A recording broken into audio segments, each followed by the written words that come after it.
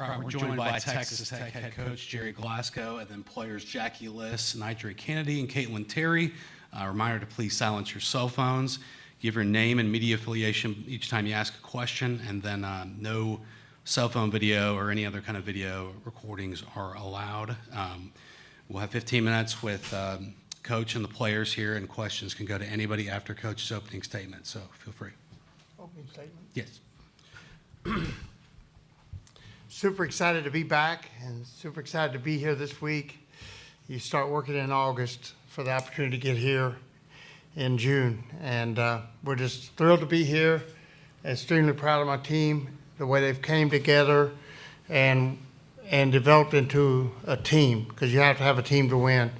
And it's been a really fun spring. It's been a fun year because it's just been a great group of young women that very professional about what they do. We've had literally no issues in team chemistry, and they just played better and better throughout the year. And I think they're coming into World Series in a really, really good spot to take advantage of the opportunity in front of us. Okay, we'll open up to questions now to Jenny, front row left here. Do an affiliation and all that jazz? Yes, name and affiliation. Jenny Carlson with the Oklahoman. Hey, Jerry, I'm wondering if you could kind of give us an idea what you're expecting from just this event. No Oklahoma for the first time in a while, but obviously a lot of star power. The gal sat next to you, but there's also a lot of really great players on other teams. What are you just expecting about, what this event will look like this week? I think that Mississippi State and Arkansas getting here is going to be like, it's first time experience. I think the fan bases are going to show up, especially Arkansas being so close. But I think Mississippi State will have a lot of fans here. A lot of Oklahoma fans will come and cheer for Sam. So I think that it's going to be a really super event. The talent on all 8 teams are unbelievable. There's literally, I think anybody in the field can win it, and I just don't see anybody that's going to be a clear-cut favorite. I think it's going to be a war from the start to finish, and there's just so many teams that are really good here. Okay, we go second row left. Hey, Coach, Issa Meda with the Oklahoman. You guys came so close to getting your hands on that trophy last year. What have you talked to your team about what it takes to take that last step to finally win the championship?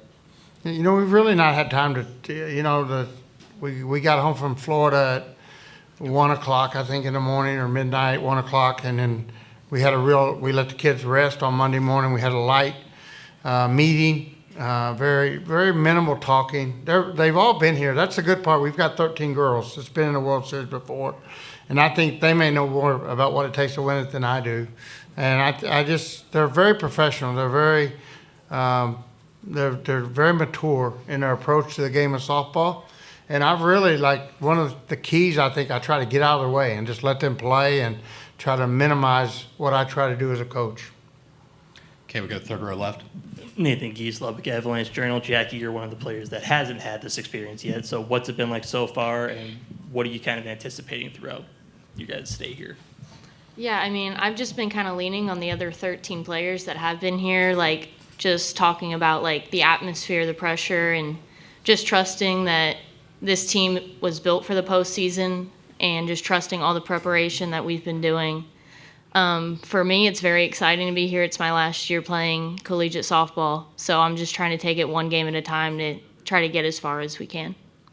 Okay, we go second row left, Kaylee Jo. Kaylee Jo Hommel, KMAC News. KT, what's it like being back here, wearing different colors? How much do you think you've evolved since being here last year as well? Yeah, it's definitely very fun to be back, different jersey on. But I think it's been insane the way that me and this team have evolved from the fall to now. Like Jackie said, that this team is built for postseason. But I think it's just going to be very fun, and it is going to be challenging. Sure, go third row right, Cliff. Yeah, Cliff Brown, ESPN Landscape. This is for Nija. 5 years ago, Odyssey Alexander came here and just took the thing by storm, beat Oklahoma on opening day, and led James Madison to the national semifinals. As a black woman and as someone who gets in the circle, what did that mean to you? And then if you could also add what it means to you to be in that spot now. Yeah, it meant everything just to see someone like me pitch at the World Series and do it successfully, and just seeing how she grew the game for people who look like us. It meant a lot. And then honestly, that's what I'm trying to do too. Like, I've had so many just parents reach out to me, and honestly, like, people like at away games and just say how much their daughters started softball and started pitching because of people like us. So it means a lot. All right, we go second row left here to David. David Collier, ABC Lubbock, for Nija and Coach. What can you take from last year's meetings with Mississippi State, and what did you learn from them a year ago that you can kind of use tomorrow? Nigel, if you want to go first, you can. Gotcha. Yeah, they're a really good team. I feel like, especially pitching wise, they're really good. So I feel like just knowing we can of course, the people who are here watch last year's at bats and things like that. They have a couple returning pitchers, so just seeing sequences like that, and then trying to get a good idea of what they'll do tomorrow. Yeah, I don't know that last year has a whole lot to do with this year. I think that what I do know is Sam Ricketts is one of the top young coaches in the country. What she's done with that program is unbelievable. And Coach Tyler Braxton's been there for a long time. And they're a veteran staff. They're a great staff, and they got hungry players. And I know this, they're confident right now, like they're going to be dangerous. When you win a series like they did with Oklahoma, and you get the momentum out of that, and the maturity of the girls, the maturity that the team as players experienced, they're set up. They're going to be a dangerous ball club in the first inning tomorrow night. And momentum early in the game, I think, is going to be extremely critical for both of us in this game. All right, we're going to go third row, right side corner, or second row, sorry. Justin Fromer, Omaha World Herald. Nigel, what's just your view on this field being filled with so many of the top arms in the sport, and just the competition between all of you guys in throughout the week?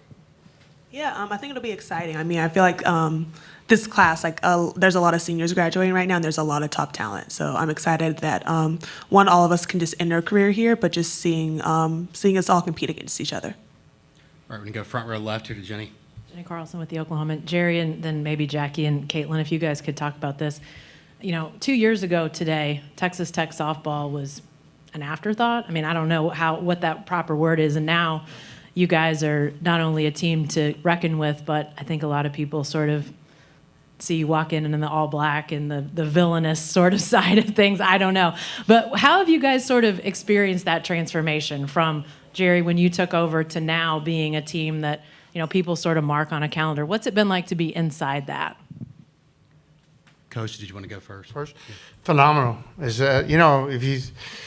just fun, and it's really hard for people to understand. Like Holly was talking about, 15 out of 23 players were transfers. I only had 3, so what am I going to do? And you have to grow the program, and I think it's confusing. It's like we're doing things that maybe never been done before, or at least not been done in a similar fashion, and it's confusing. But for us on the field, it's just every day, and we just work every day. We work really hard, and I'm enjoying every moment. And if softball needs me to be the villain, I'm all about it. Let's go. It's fun, and I embrace that role. That's fun, and I'm just, it's a unique opportunity. When I took the job at Texas Tech, I understood in the interview process that they wanted to be a national power.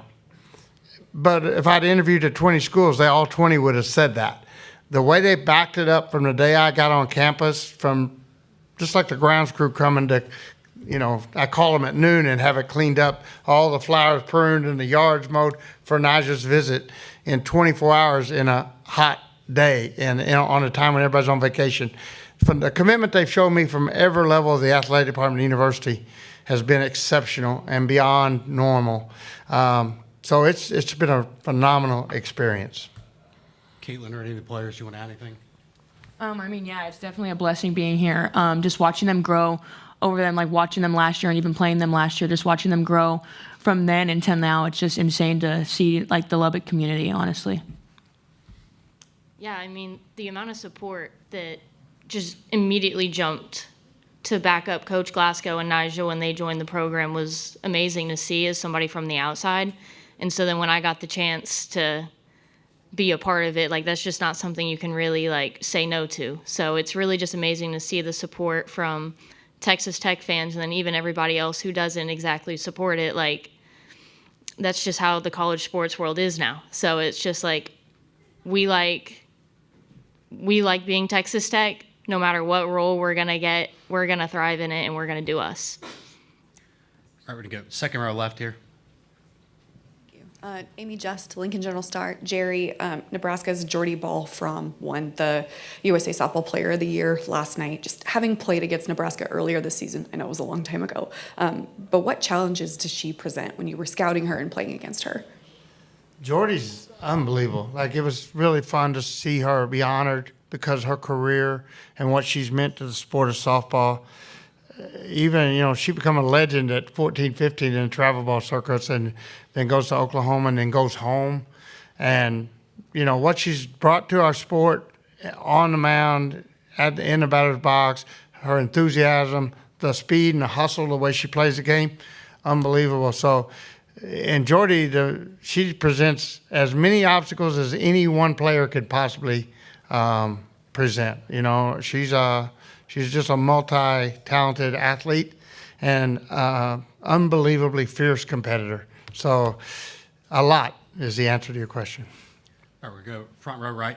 Will Dawson, CBN Sports. Nija, I know that your faith is important to you. In what ways have you seen God at work in this journey?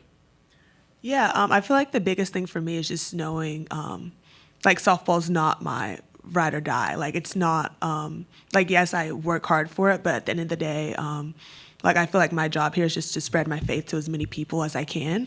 And right now I use softball to do that. So just knowing, this world, hopefully, this world's not going to be my final place. The end goal is to, be with my Savior, Jesus Christ, and I'm just using softball to spread that message. So I feel like you can play freely, too, just knowing that, there's been times in my career where I feel a lot of pressure, but I feel like as I got older in my junior and senior year, I'm just relying more on my faith and just knowing that this game doesn't define me. We're going to go third row on the left. Cassandra Negley, Yahoo Sports. For the players, I'm wondering how you each feel about that kind of villainous tag, because there's the argument that people are tired of kind of super building in college, but certainly there's the argument that your coach made that sometimes what else are you supposed to do because the transfer portal is what it is. Caitlin, do you want to start, then come to the left? Yeah. Looking at us as villains, it's just something that we kind of figured, or I kind of also figured walking into Texas Tech, but it's also, that doesn't define us. The way we play or what does happen, we're all playing softball at the end of the day. It doesn't matter what team you're on or anything that happens outside of that. I just think that as long as we play the game, we're fine. Yeah, I feel like everyone talks about wanting to grow softball too, and wanting more eyes on softball, wanting people to watch softball, and wanting just female sports to be as big as male sports. And at the end of the day, transfers happen in male and female sports. So if you want the game to grow, there's this stuff kind of comes with it. So I just feel like it gets more eyes on softball, and at the end of the day, I feel like that's what everyone wants. Yeah, we can't control what people are going to say about us, and they don't know our journeys like I do and the rest of the team does. So we know why we're here, what we're supposed to do here. So we try to control that side of things and not really focus on what everybody else might think of us. Sure. Last one will be Jenny on the front row left. More. If you look at this field, got two teams that have never made it before, teams that have never won championships before, and then there's UCLA, sort of one of the grand holdover, sort of one of those early powerhouses that has remained. I know they're not your focus, but what about them has enabled, in your mind, them to remain relevant even as the sport has changed so much? There's so much, the tradition, the foundation that Sue Inquist laid, and I even coached it before her, I assume. I'm kind of started with Sue, but a great ambassador for a sport, and obviously the coaches that are there now had great influence from Coach Inquist, and then they've just obviously done a great job of maintaining the traditions of UCLA and the status of UCLA. extremely talented. You know, the power that they've had and shown this year. I never thought it was possible for a team to hit 200 home runs, and the things they've done is just incredible. So they've just done a great job of never letting it slip away and keeping that foundation that's established back in the 80s and 90s just to keep growing and growing, and here they are today. Like, they're a power. Right, that'll wrap things up for Texas Tech. Thank you all. Thank you. Thank you.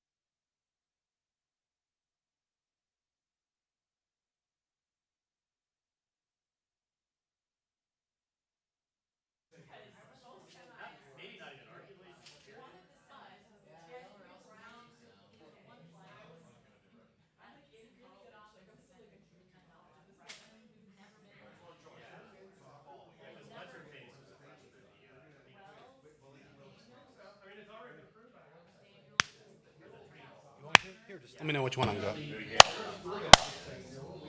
It's crazy though when you're looking at the lineup.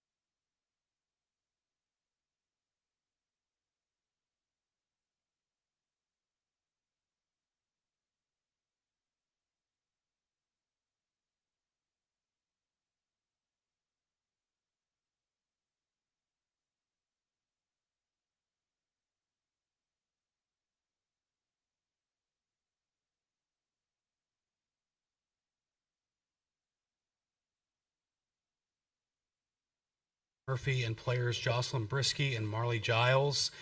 A reminder to please silence your cell phones. Give your name and media affiliation each time you ask a question, and no video is prohibited by any cell phones or cameras. We'll have 15 minutes with coach and questions for coach and players, and we'll start with an opening statement from coach if you want to. Yeah, thanks a lot, and I appreciate everybody being here. It's, this never gets old, and if you saw any of my press conferences the entire year, this was a team I really, really wanted to get back here with.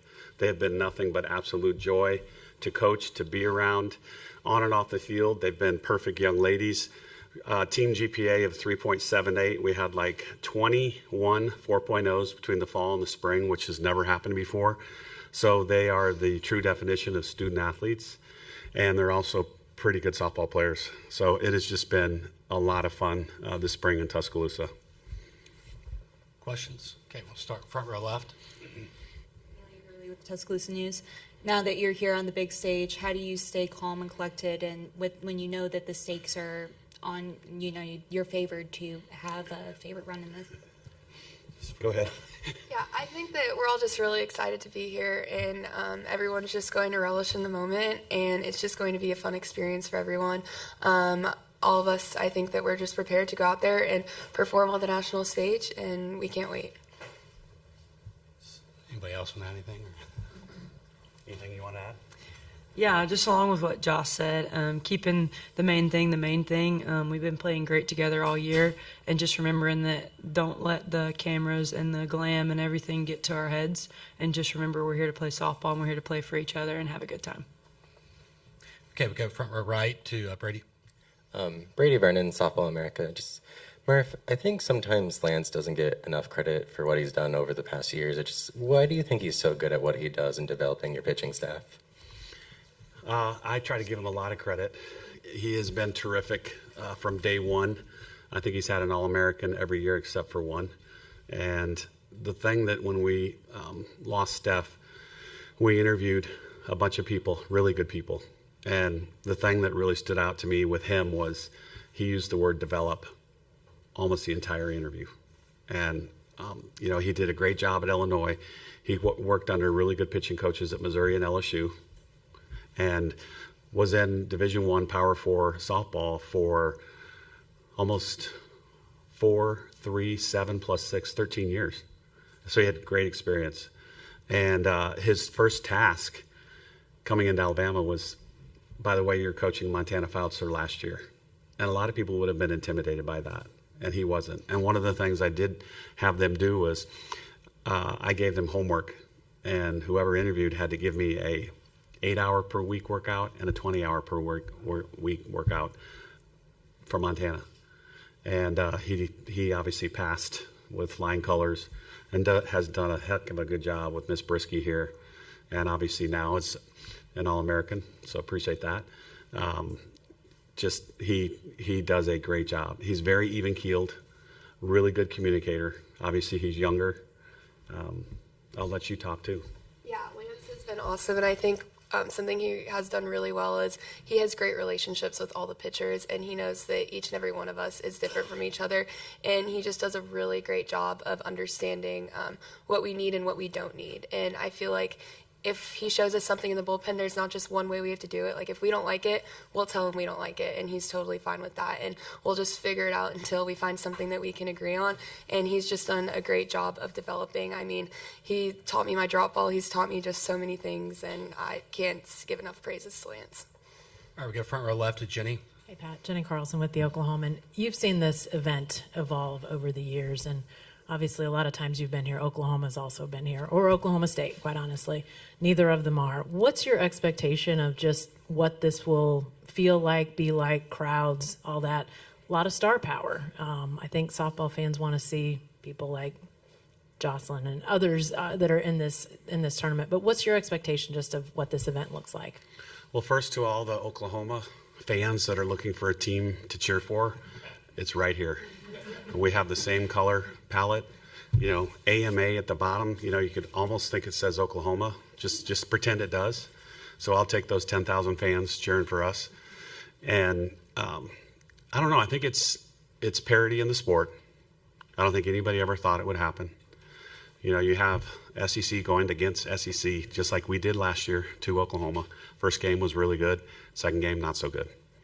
And you got to give a lot of credit to Sam and her team. But for the sport and for just the fans involved, it gives them another opportunity to get to know another team, such as State.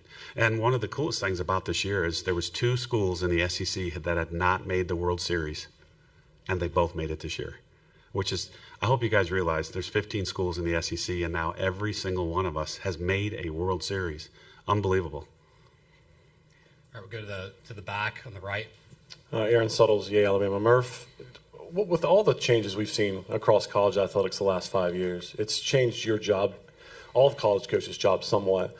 Has coaching this group re-energized you, rejuvenated you in some way? Oh, absolutely. And, it's hard to get a team-first mentality.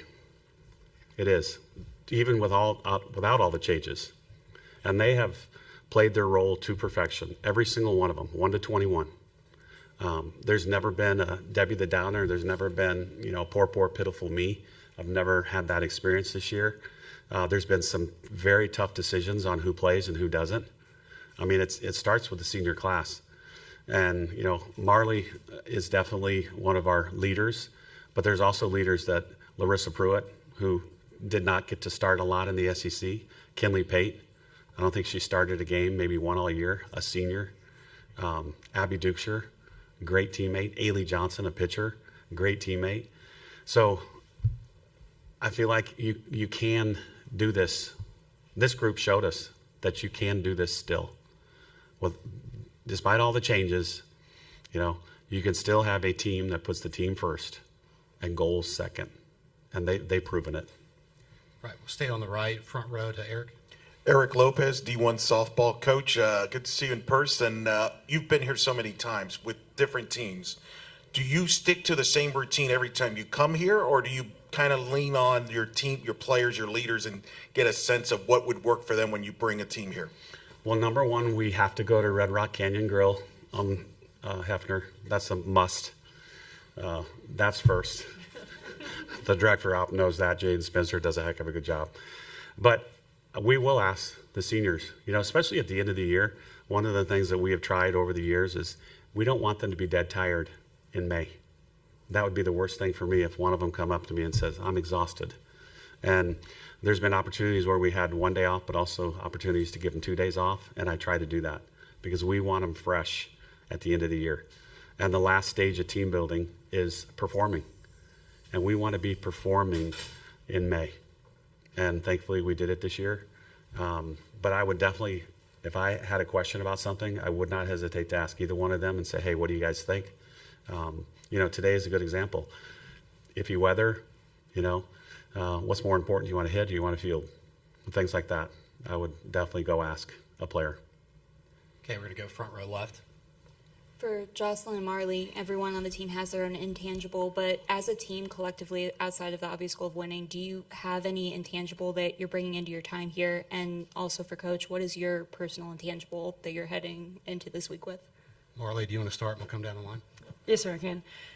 Mine for the past 4 years has been something to do with being competitive and just bringing a fire to the team every day. And one thing that was special about this team is I think we counted up, it was like 80% of the team, their intangible had something to do with being competitive and bringing energy every day in practice, every game we play. And so I think that kind of entails how well we've played together this year, is because we all have the same end goal. We want to compete and we want to win. And I think going along with the playing together and playing for one another, when you got a team of girls that just want to win, that's whenever we're able to put the team first and to not sulk and then to not put myself first. Yeah, I think it's been really cool this year because every single person has bought into their intangible and has done it to the best of their abilities. And it is why that we've been so successful this year, is because no one has really shied away from what their intangible was. And if someone did, I'm sure someone held them accountable of what their intangible was. That's also something that we do a really good job of, is holding each other accountable. And so it's just been awesome to watch everyone buy into their role no matter what it's been this year. And mine has been consistency.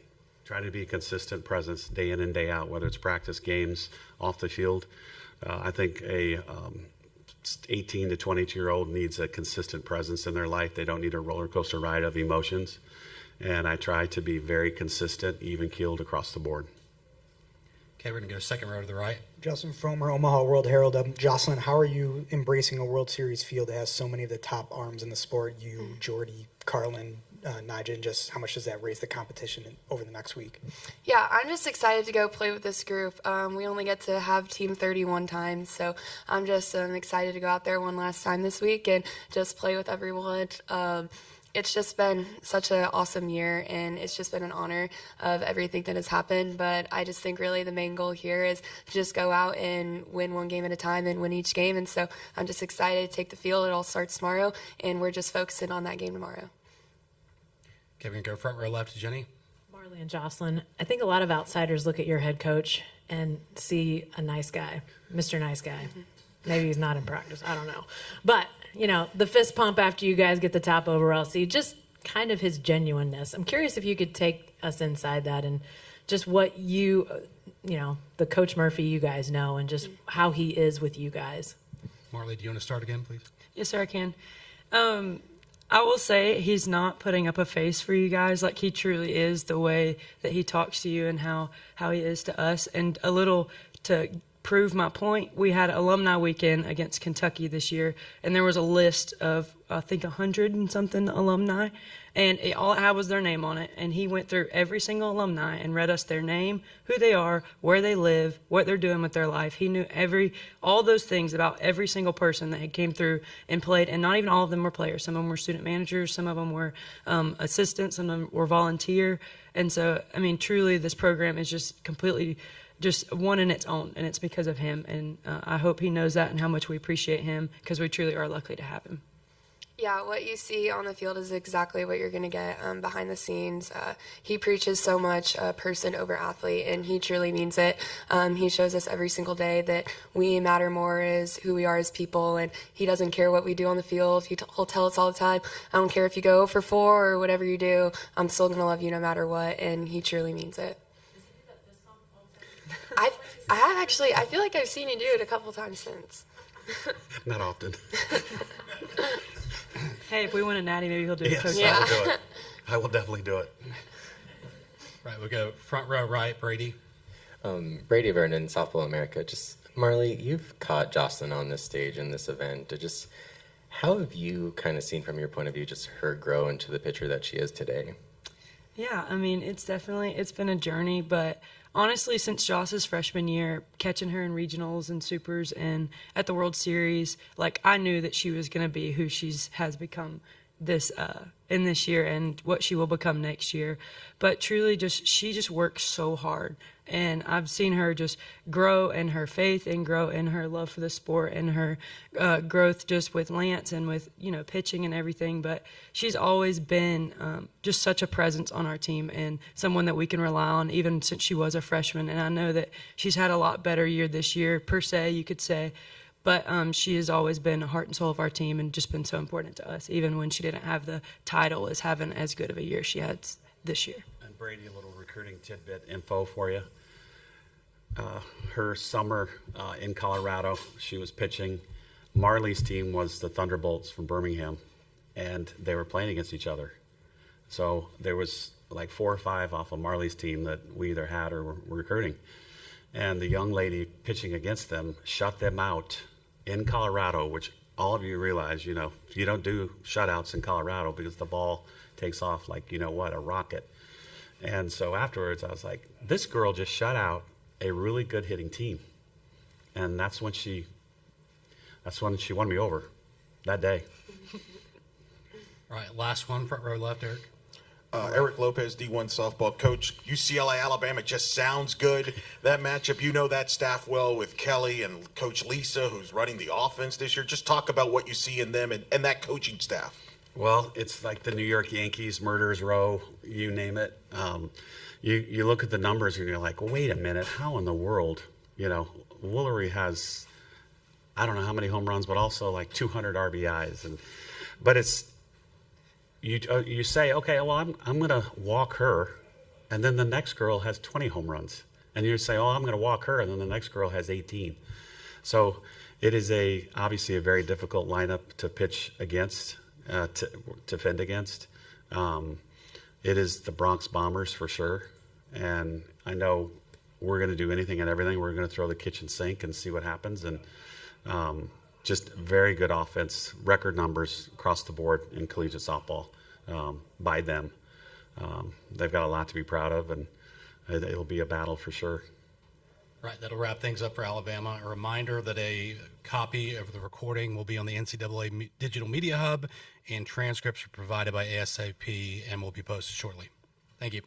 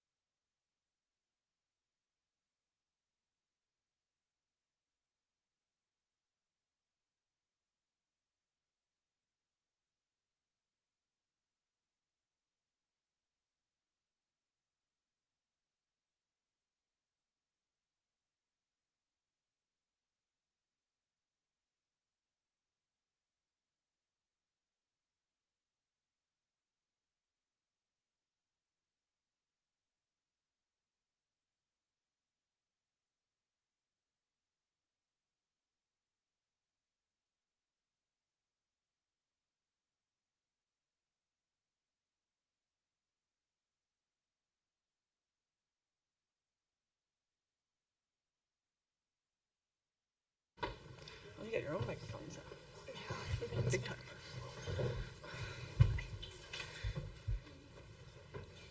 We are joined by Mississippi State head coach Samantha Ricketts and players Alyssa Faircloth, Nadia Barbary, and Morgan Stiles. They'll talk for 15 minutes, and the questions will be out to everybody. We'll begin with an opening statement from Coach. A reminder to please silence your cell phones, give your name and media affiliation when you ask a question, and video is prohibited by any phones or cameras other than one in the back. So, Coach, if you have an opening statement, feel free. Yeah, just really excited for this opportunity for this team, this program, for our university. And it is something that obviously is always a dream and a goal, not just for the players, but as coaches as well. And when taking over as head coach about 7 years ago, it was the absolute goal and something that we knew we could achieve at Mississippi State when a lot of people told us it was not possible. And just very thankful for this team, as well as the alumni and the players who chose Mississippi State before them, that all led up to this moment for us, and just truly believing that we had all the resources and the talent in front of us that we could be here at Oklahoma City on the biggest stage. And I think with that, this week right now has been about enjoying the moment after obviously a historic super regional for us, and then also just being where our feet are. We want our players to enjoy every step of this, being present, but then really using today to lock back in and knowing that we're not done yet. And we're going to continue to embrace the underdog mentality. We don't want people choosing us, because we want to go out there, play loose, have fun, play Mississippi State softball, which is what we know how to do. And I think we showed a lot of people that this past weekend in Norman. And we're looking forward for another great opportunity and challenge with Texas Tech tomorrow, and just being ready to go. And I think the biggest thing for us now is just going to be getting back to a little bit of normalcy and routine the closer we get to game day tomorrow. Okay, we'll open up with questions on the second row on the left. How's it going? Tia Reed with the Clarion Ledger. I saw someone, for the players, I saw someone post a TikTok this morning of you guys kind of standing out, looking at the field here. Obviously, all the excitement when you guys won last week, but now being here and actually seeing the field, what's kind of been the emotions coming in today? Morgan, if you want to start, and we'll come back down towards the left. I think we all have just been really trying to just take it in that we're here, and I think I can speak for all the team when I say that this is our childhood dream, and we can probably all watch the World Series on the TV when we were 5 or 6 years old, and so I think we all really are just trying to, like Coach Ricketts said, be where our feet are and just enjoy the moment.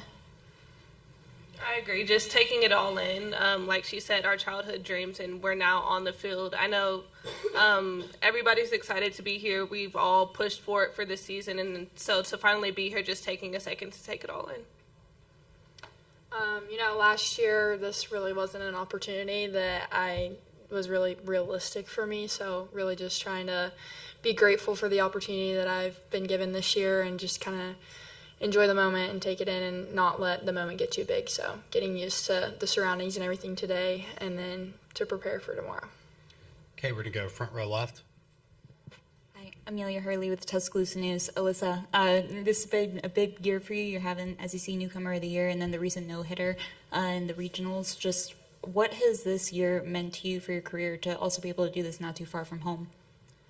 It's been amazing being able to be close to my family. They've missed, the only series they missed was Texas A&M, I think. They've been at every other game, at least one of my parents, so that's been great. And just being able to see all my hard work and everything pay off. And, my journey hasn't looked like everybody else's. So it's just been really great. I'm really grateful for the experiences that have led to this, and I feel like they've prepared me for this moment. So I'm just excited, and, it's just been a lot. Okay, we'll stay on the left and go to the third row to Eric. Eric Lopez, D1 softball coach. We spoke before the season, and we talked about all the times you came here to support Kelani when she was here. How does it feel now to be here as the coach and having the family come to see you here at the World Series? And take me through that process of who will be here this week. Yeah, it's obviously really special, and just something that, if you saw my mom's viral tweet, her first one in 4 years, that I was the only child who never played here. But again, just really, really cool. I got to be in the dugout as a GA for Kehlani's sophomore season, and then we were in the crowd in 2010 when Stephanie and Hawaii upset Alabama to play on the stage. So just, spent a lot of years here, and obviously playing at OU, we played a lot of games up in the stadium with Big 12 championships and everything in between. And just, I think the ability to kind of look back and see the growth of our game, not just at the stadium, which has, it continues to expand, but just across the country, and how good softball is and how popular it is across just all sorts of the TV, the media rights, everything that goes into it. I think it allows a program like Mississippi State to take this step to this level, and very proud and thankful to be the one to lead them here.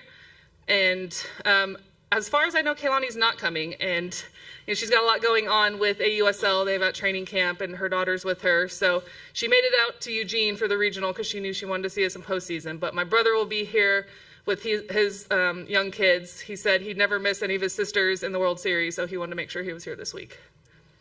More questions? Okay, we go second row left to David. David Collier, ABC Lubbock. Coach, good to see you again. You too. How can you learn from, I know it's two different teams, both of you, but what can you learn from facing Nyjah and that Texas Tech a year ago and bring it into tomorrow's matchup? Yeah, I mean, I think really after facing that OU lineup and then going into the Texas Tech lineup as our very next matchup, like, well, a bunch of big bats, a bunch of All-Americans, here we go again. But that's kind of the role we've embraced. We talked about just David versus Goliath on Sunday before we went out to the game, and how we've been given this opportunity and perspective and just what truly matters, and that's the gifts that this group has been given from the Lord, and making sure that we keep it all in perspective in everything that we do, and knowing that we've got another big giant in front of us, and you can't just sit back and hope something goes your way. You got to go out there and take it, and you got to attack and play Mississippi State softball, and that's what we did last weekend.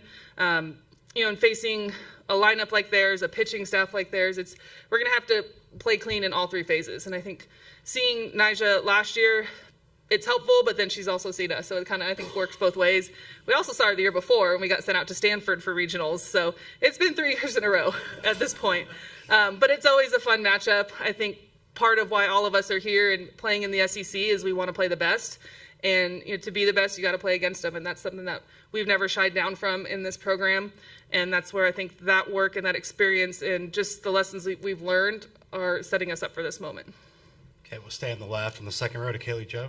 Kaylee Jo Hummel, KMAC News. Morgan and Nadia, what do y'all remember from the Lubbock Regional last year in competing against that Red Raider team? Morgan, if you want to start, please. Oh my gosh, I feel like they got a million hits against us. I feel like we could not shut their lineup down. I mean, like Coach Rickett said, obviously they're a very talented group, and so I think we know going in tomorrow that it's going to be a ball game, but that's what you come here for. I agree. We're both two talented teams, and, it's going to be a fight until the end. I remember the Lubbock Regional, there was a lot of fans. They were loud, but this environment is bigger than that, and I think OU last weekend prepared us for that as well. Okay, we go to the front row on the right, Brady. Brady Vernon, Softball America. Nadia, you've been here all 4 years. What is this moment and being here and just seeing this program get to this spot for you like? It's surreal. My freshman year, we didn't make postseason, and now I'm here at the World Series. Couldn't have wanted to do it with any other group besides this one. The coaching staff here is amazing. I was never curious to see what else was out there. They fulfilled everything that I needed. I've grown so much as a player and as a person here as well. So I'm always going to be thankful for them. Okay, we're going to stay on the right, third row to Murray. Murray Evans, Lawton Constitution. Coach, obviously a lot of Oklahoma connections here. There's not an Oklahoma team here this year, though. Are you hopeful that maybe the Sooner fans will let bygones be bygones and root for you all this week, or are you afraid of some backlash? I mean, I've had a lot reach out to me, and even this last weekend in Norman, there were so many that came up and just said congratulations and wanted to say hello. You're just very thankful for my time in that program for Coach Gasso. And yes, we're more than willing to adopt some new fans for the weekend. I've got all kinds of extra shirts. We'll trade in the crimson for maroon if they're willing. All right, we'll go to the left, third row, Eric.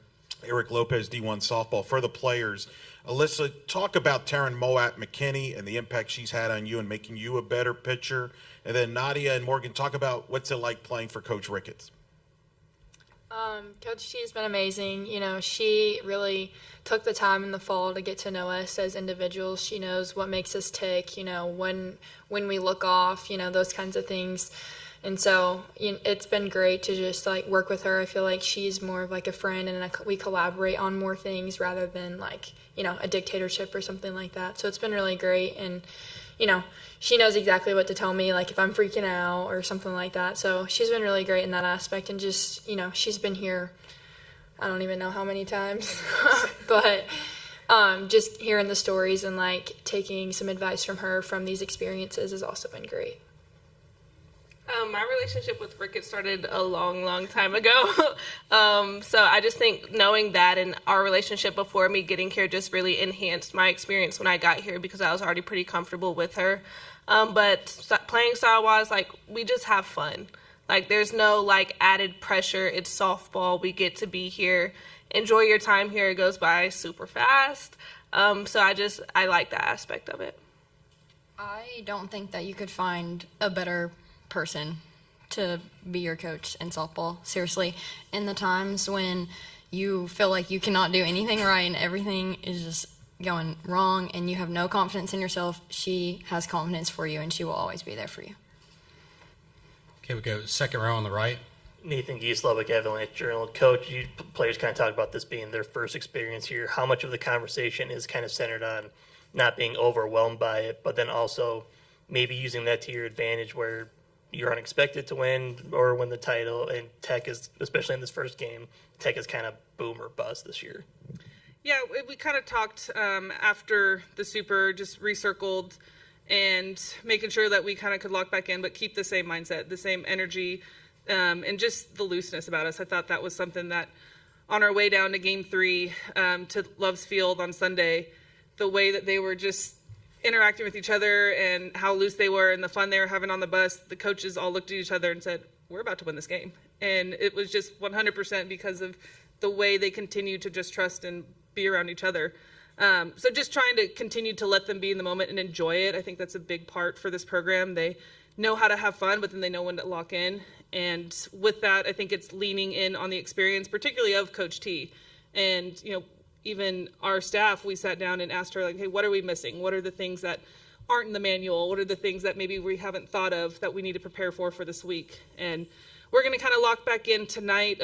Typically, we do a lot. We let them go with their families. I think this is a big moment, not just for them, but for their families. But we're going to have just a team-only meal. Coach T is going to address them and just kind of talk about this stage, what it means, and how to best approach it. So I'm looking forward to her sharing that advice. It's a big reason why I hired her, there's not many who can say they've been at this stage as both a player and a coach and had the success that she has. So leaning a lot on her, on each other, and then also just continuing to do what we do best, which is just focus on ourselves, play Mississippi State softball, and remember that there is no pressure when this is something that we're very blessed that we get to do. It's not something anybody's forcing anyone to do here.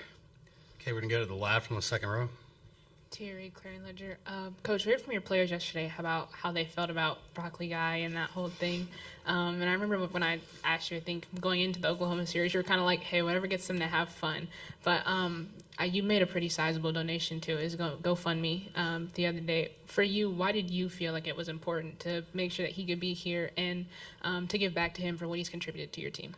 Yeah, I think just we all are very thankful for that investment. And I think it goes back to kind of just the mentality of this program. It's a very blue-collar type program that's overlooked a lot, and we are very thankful for the people that do support us or invest in or around our program day in and day out. We spend a lot of time with the young girls who are coming to our games, and we really just try to make sure everybody that comes around our program feels like they're special and important. And I think with that investment from Jim, from Broccoli Guy, it was the same way. We saw his energy, and just I think he helped loosen the team up at the regional. And once they bought in, and it was all in, that we wanted to continue to make sure that he knew he was a big part of this journey for us as well. And I think he really represents the way that we go about our business. It's just being true to yourselves and having fun. And I think that's a big part of our program, is not trying to force anyone into a certain box. We want them to be who they are, because that's when they're going to perform at their best. And he is who he is, and you know what you're going to get, and it's great. And I wanted came from our parents. They wanted to start that GoFundMe. He's a special ed teacher back in the Pacific Northwest, and just knowing what he was investing and giving up to be here, we wanted to do our part to help continue the run and get him into Devon Park this weekend. Okay, this will be the last one. We'll stay on the left. Go third row to Eric. Eric Lopez, D1 softball coach. How did 2022, that run where you hosted the Supers and ironically run into Coach T there, help you this year in this run there? And was that the moment that year where you felt, hey, this program can get to the World Series? I think it definitely was. That was a historic year for this program as well, obviously. And I think we learned a lot, especially in the fact of hosting the Super and being at home and just the added, just, I don't even know if it was pressure, but just all the things you had to do. And it was just all of a sudden, all these things coming at you from every different direction. And not just us, also the players, whether it's tickets or families or we need to do this, how do we handle this? And so I think that really helped coming into this postseason run. And honestly, we've enjoyed being on the road. It's allowed us to be a lot more in our routine and treating them like SEC series. And really what we've done the last couple weeks is we go to the hotel, we go to hit, we go to the field, and we just rinse, repeat, and do it over and over again. But that's just, I think it keeps us in that routine of, hey, we know how to prepare, we know what we're doing. And being on the road for the past 2 weeks for postseason was very helpful in that sense. I think it took off some of that added just stressors that could pop up in this moment. Okay, that'll wrap things up from Mississippi State. A reminder that the press conference, a recording of it will be on the NCAA Digital Media Hub, and ASAP will have transcripts posted shortly. Thank you, guys.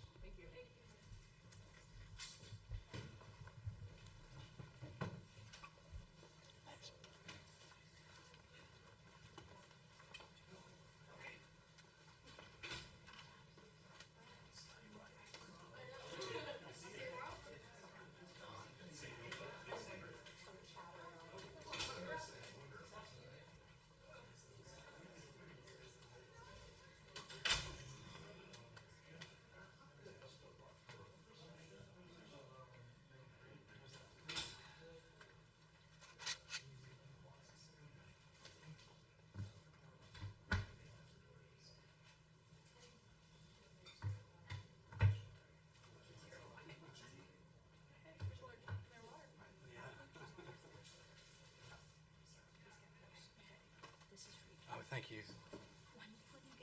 Yeah, exactly.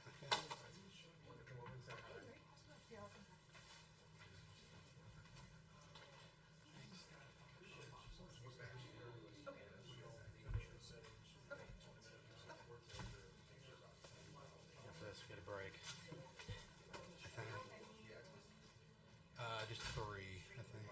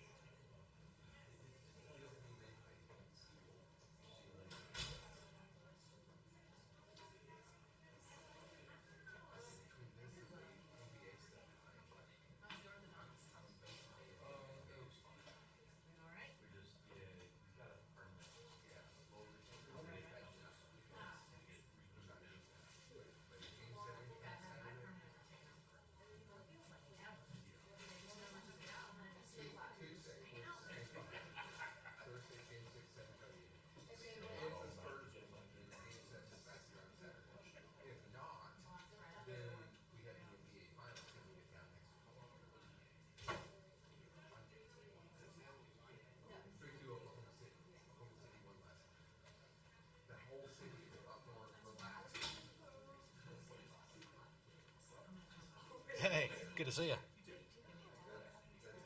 125 is the next one. He's been bringing people in.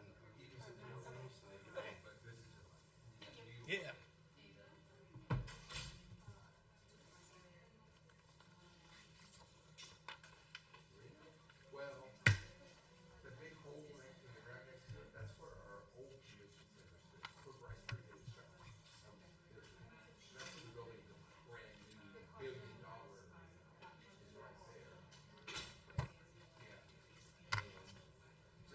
South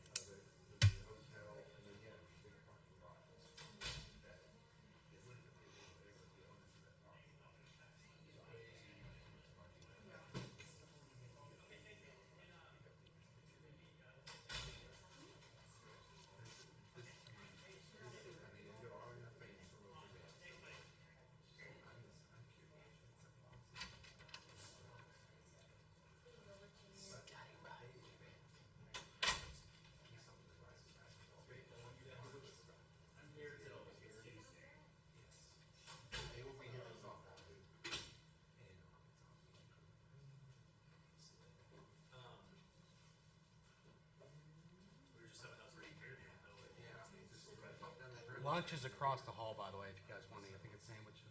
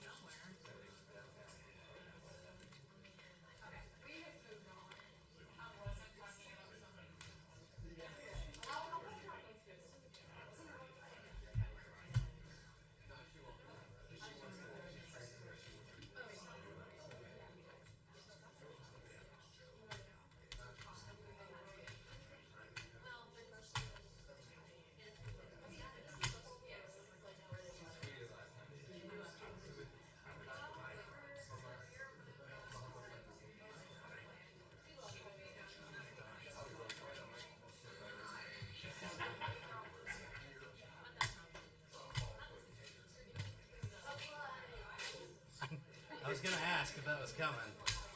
She's kinda next. decided Yeah. she might have learned something last year. The favorite, or that was so awesome. She went, Yeah, but then she never tried it again. oh yeah.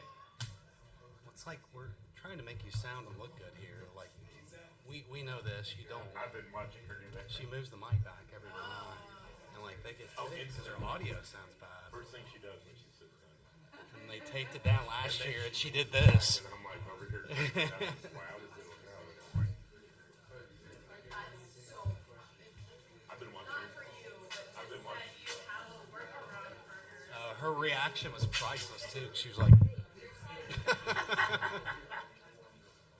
That's all I could do. But I've been watching her do that for almost 30 years. I swear, I think I did a press conference with her in,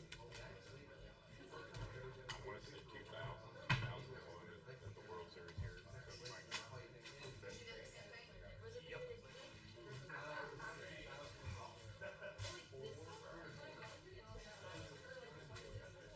We'll see.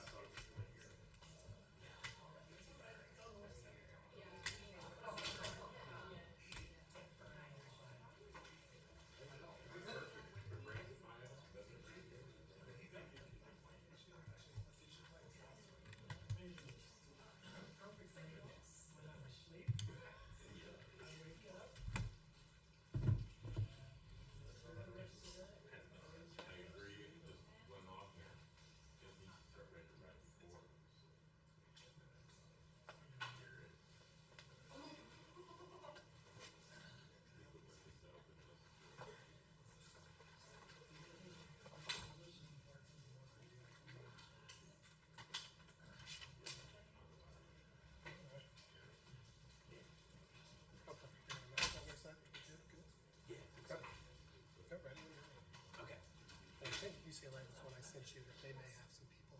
okay, online. Yeah. It's actually Daily Berlin and Rick Heifert. Okay. Ben Bolch from the California Post. Potentially. Okay, I think we're all good.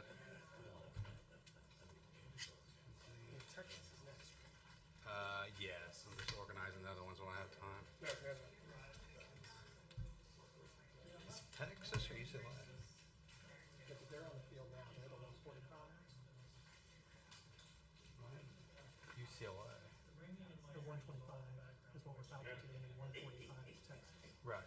I'm getting UCLA out there. Yeah, you said that. Yeah, Oh, yeah. Texas. Okay, yeah, I see what you're saying. I thought you were saying next. No, no, no, now. no. I was like, oh, that's not. No, you're Okay. 3 steps ahead.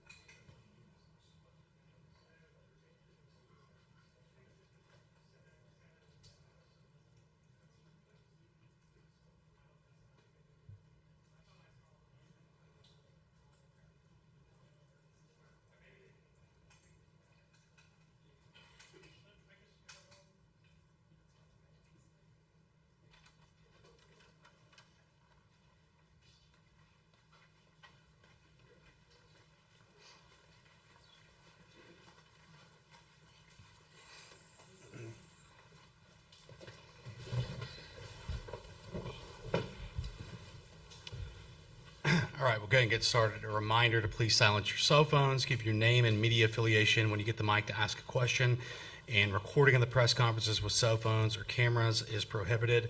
We are joined by UCLA head coach Kelly Inouye Perez and players Taylor Tinsley and Megan Grant. They'll be with us for 15 minutes. We'll have 15 minutes for questions with them, and we'll start with an opening statement from Coach if you have one. Yeah, first and foremost, always just the city of Oklahoma, beautiful Devon Park, USA Softball. I'd like to thank them as well, but also to all the teams that are here. It's been a long journey for all of us, and being able to get here is not an easy task, so we celebrate this. But we're excited to be here, we're excited to be back, and ready to get back out there on the field. Okay, open up for questions. We'll go front row left to Jenny. Hey, Kelly, Jenny Carlson with the Oklahoman. You've been at this event obviously a lot over the years, seen it evolve a lot. I'm curious, though, just what you're expecting. It's the first time that a local team has not been here. Oklahoma obviously has got a huge fan base. They are not here. I'm just wondering, sort of, there's a lot of star power. There's a lot of parity. Just what you think this is going to be like this week as an event. I'll be honest, it's going to be a celebration of the best teams that made it to the World Series here in 2026. So it's, I've been a part of this for a long time, and I've also, we've been here a lot, and we've also have not been able to be here. And the tournament goes on. It celebrates the opportunity for those that have earned the opportunity to compete, and I think you're going to see exactly that. Great softball, a great fan base for the sport. We happen to be here in the city of Oklahoma, but there's a lot of people that come and support softball. So I'm excited for that. And we know this, the game doesn't know always who's supposed to win as far as what rankings and what other people say, so you got to earn it at the end of the day, and I'm proud that we get the opportunity. So I look forward to getting us out there and playing great softball. Okay, we're going to stay on the left, on the front row to Scott. Scott Wright with the Oklahoma Taylor. I'm going to make it a little awkward because I'm going to ask you about Megan right in front of her. But what has it been like just watching her go through this season, hitting the ball the way she has, and being the leader that she's been for you all?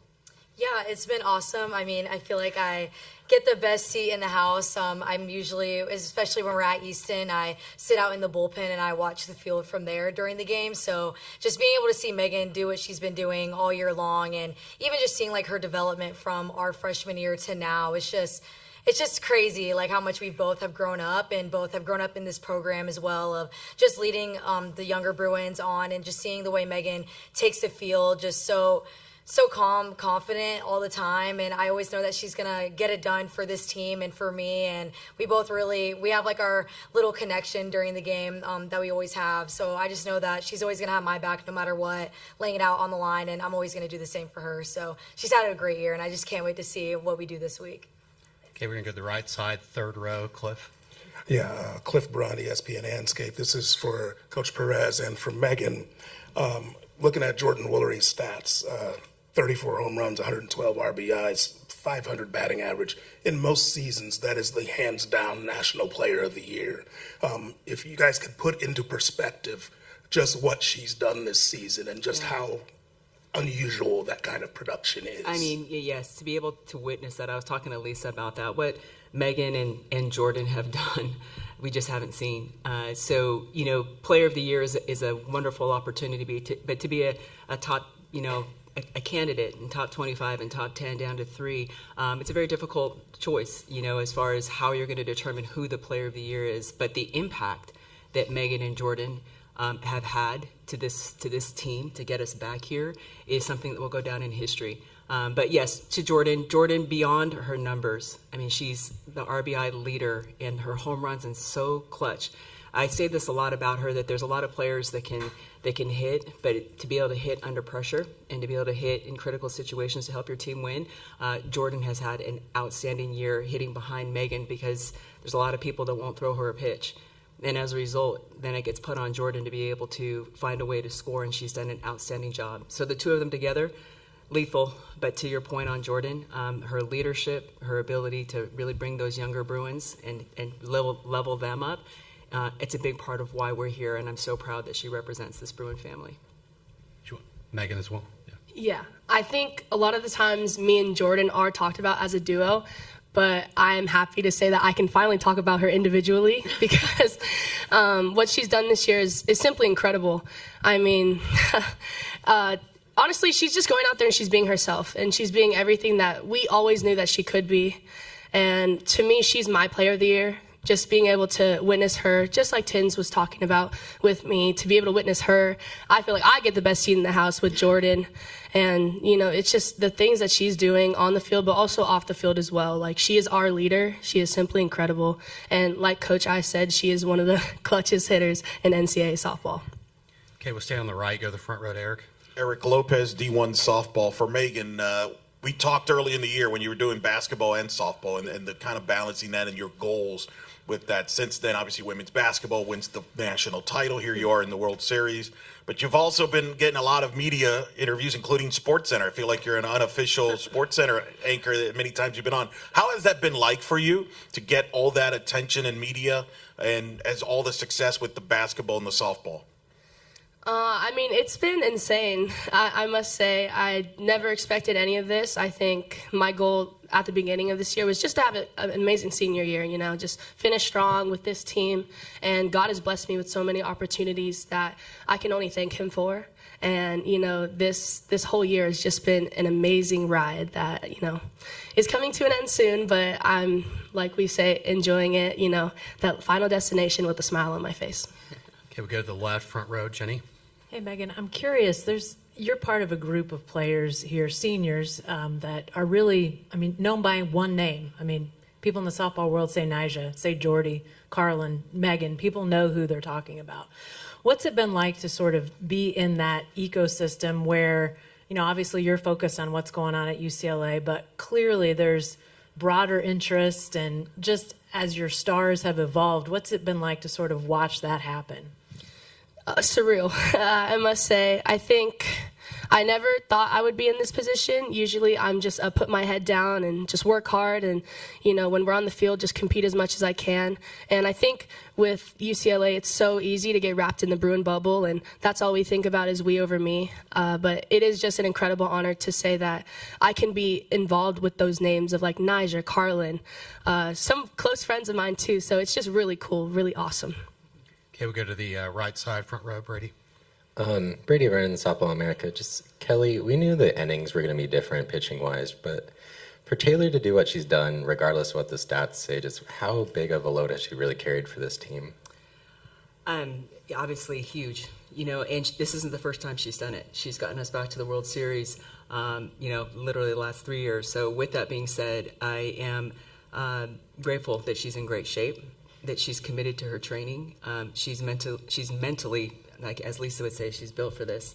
But it's what she came here to do. I would never want to put a load on any pitcher to pitch as much as she has. But with that being said, we didn't use her every single game the entire season. We didn't. And we put her in a position to be at her best at the end. So credit to her training, credit to her mentality. And, she wants to do whatever she can for the team. And here we are on the last lap.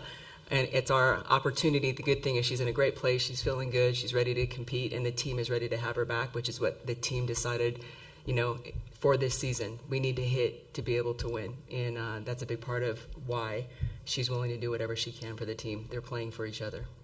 Okay, we're going to go to the left side, third row. Cassandra Negley, Yahoo Sports. Megan, that national championship basketball team, what did you take from that run that you're using this week? And have you heard from any of those players as you've gotten to Oklahoma City? Is there anyone you're staying in touch with and maybe talking about this with? Yes.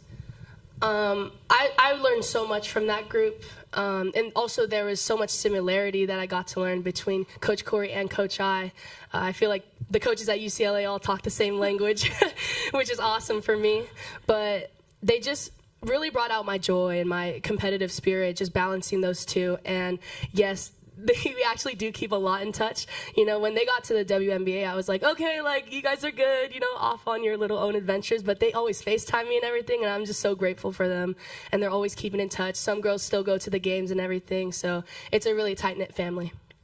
Okay, we're going to go to the right side, third row, Cliff. Yeah, Cliff Brown, ESPN Landscape. This is for Taylor. So 5 years ago, Odyssey Alexander came out and made an impression on the softball world. Just was a dominant force, beat Oklahoma on the opening day, and got James Madison to the national semifinals. As a black woman, as someone who pitches, what did that mean to you 5 years ago, and what does it mean to you now to be in that position, to be that person for people coming up? Yeah, wow, I love this question. Actually, Vinny and I talked about, I think it was my freshman year, how I think I'm one of three or one of two black pitchers that have came through UCLA, so not very many. And I remember watching Odyssey Alexander just compete when I was back in high school, of course, but I always thought it was so inspiring. And I even now being a senior and looking at all the other black pitchers that are in our game now, I think it's just really inspiring. I hope that I am inspiring a younger generation, which I know I am, just keeping in touch with my people back at home and all the little girls that DM me or always want pictures after the game, and just being able to talk about that with young black girls that want to pitch and want to get involved in the art of pitching, because it really is an art, and it's so awesome just to see it. But yeah, thank you for that. I love that. All right, we'll stay on the right and go to the second row. Hi, Amy Jess, Lincoln Journal-Star. Kelly, Nebraska's Jordy Fromm was named USA's I can't talk today. USA Softball's Player of the Year last night. And having played against Nebraska several times this season, just how difficult is she to scout and to play against? I don't think it's difficult to scout. I think it's difficult to compete against her. She's an elite athlete. She's a competitor. She can pitch, she can hit, she can do all parts. But then with that, a lot of respect. For her to be able to overcome the injuries and the move to be able to be back home. And, she's done some brave things in the sport. But back to your question, she's a competitor, and I love that. I love competing against the best. I love competing against people that are tough. Are tough. And I think that's when you play your best. So with it, we've had some experience playing against her throughout the years of her career. And it's always a great opportunity for us to be able to go head to head. But well-deserved Player of the Year. She's been able to take care of it on both sides of the ball as far as a pitcher and a hitter, and very impactful for Nebraska. Okay, we'll stay on the right side, second row. Jenna Becerra, D1 Softball. Megan, I am going to ask you about being a duo with Jordan. Last year, you two wanted to end the season with a combined 50 home runs. You were one shy. This year, you come into it and you're one shy of 75 combined home runs. So for you, just the journey that you two have had, is it the bat tap? What all goes into that as seniors? I mean, it's simply connection. From the very beginning, and even before we got to UCLA, me and Jordan, we've always been kind of on that same path, saying, hey, it's 12-year-olds before the rule change. When are we going to get to UCLA? We're so excited. And when we got here, we were able to make a first impression impact. And we've gone through the same roller coasters of things, and we've always been together during that time. And, I couldn't imagine my 4 years without her here. Us being together, it just provides that confidence for me. She just exudes it, and it just bounces off of not only me, but I feel like the whole team as well. But yeah, she is simply a one-on-one player, one-on-one person. Okay, we'll stay on the right side, front row, Brady. Brady Vernon, Softball America. Just, Kelly, this is a bit of an odd question, but just tomorrow's starters, you're probably going to have a kid from Georgia pitching for UCLA and a kid from Arizona pitching at Alabama. How does that speak to the growth of the sport that these kids can see everybody play and want to play wherever they want to across the country? Yeah, no, I celebrate that. The ability to be able to have the opportunities coast to coast, but even internationally. We've had some international players that have impacted the game, but it says a lot to the sport, the growth of the sport, the opportunities, the programs, the coaching, the support, the viewership. It's exciting. I've been able to be a part of it for a long time, and I remember what the stadium looked like, actually got to play in an 18 and under ball, so from way back, and just to see where it is now is awesome. To see the coverage, and I really have to credit ESPN, being able to really get into the living rooms and being able to learn more personal stories about the athletes, and just expose more of the programs so that all these little girls can have these dreams and goals to be able to pursue this. So to coast to coast, I love it. It used to be just West Coast, pretty much Southern California dominated, and there's a lot of Southern California players that are going across the country, but they're now developing Midwest, East Coast, or all over the place, which is awesome. And it just says a lot about there's information, there's technology. Coaches have taken an investment on how to be able to continue to be learners in the sport. So the sport's at a place right now where it's an exciting sport. Very difficult. Everyone's training at a high level. There's a lot of information, which makes it really exciting. You got to watch it down to the last pitch. Very fun. Okay, last one, staying on the right side, front row, Eric. Eric Lopez, D1 softball coach. Obviously, Alabama, UCLA, it's always marquee there matchup. What stands out about Coach Murphy's Alabama team this year? I consider Coach Murphy, I consider Pat a friend in that I have a lot of respect for his style of play. They play aggressive. I believe that their culture is strong. So, they can pitch, they can hit, they can defend. And there's a lot of respect for the program. And we've gone back and forth through the years, so I expect nothing more than just a great competitive ball game. Okay, that'll wrap things up for UCLA. Thank you. Thank A you. reminder, a recording of the press conference will be on the NCAA Digital Media Hub, and ASAP will have a transcript posted shortly.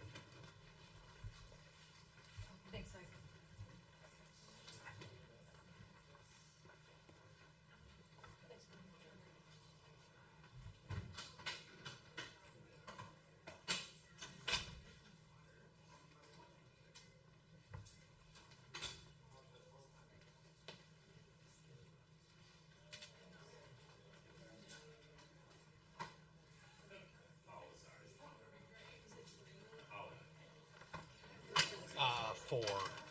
Yeah, thank you. Sorry about that.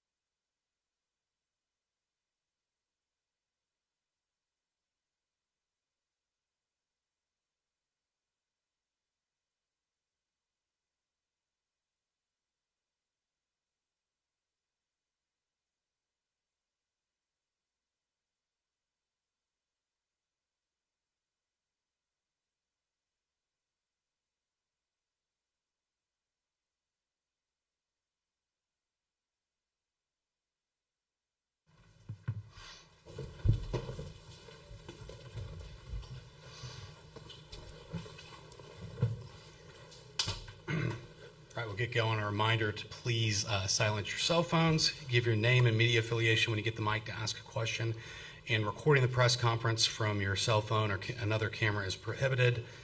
We are joined by Texas head coach Mike White and players Reese Atwood, Tegan Cavan, and Katie Stewart for 15 minutes. We'll have questions for all of them and open with an opening statement from Coach White if you have one. Yeah, thank you. Obviously, we're excited to be here. It's getting harder and harder, it seems like, to get into this position, but we were able to come back and defend as national champions, and we're looking forward to the task in front of us. We know there's some great competition.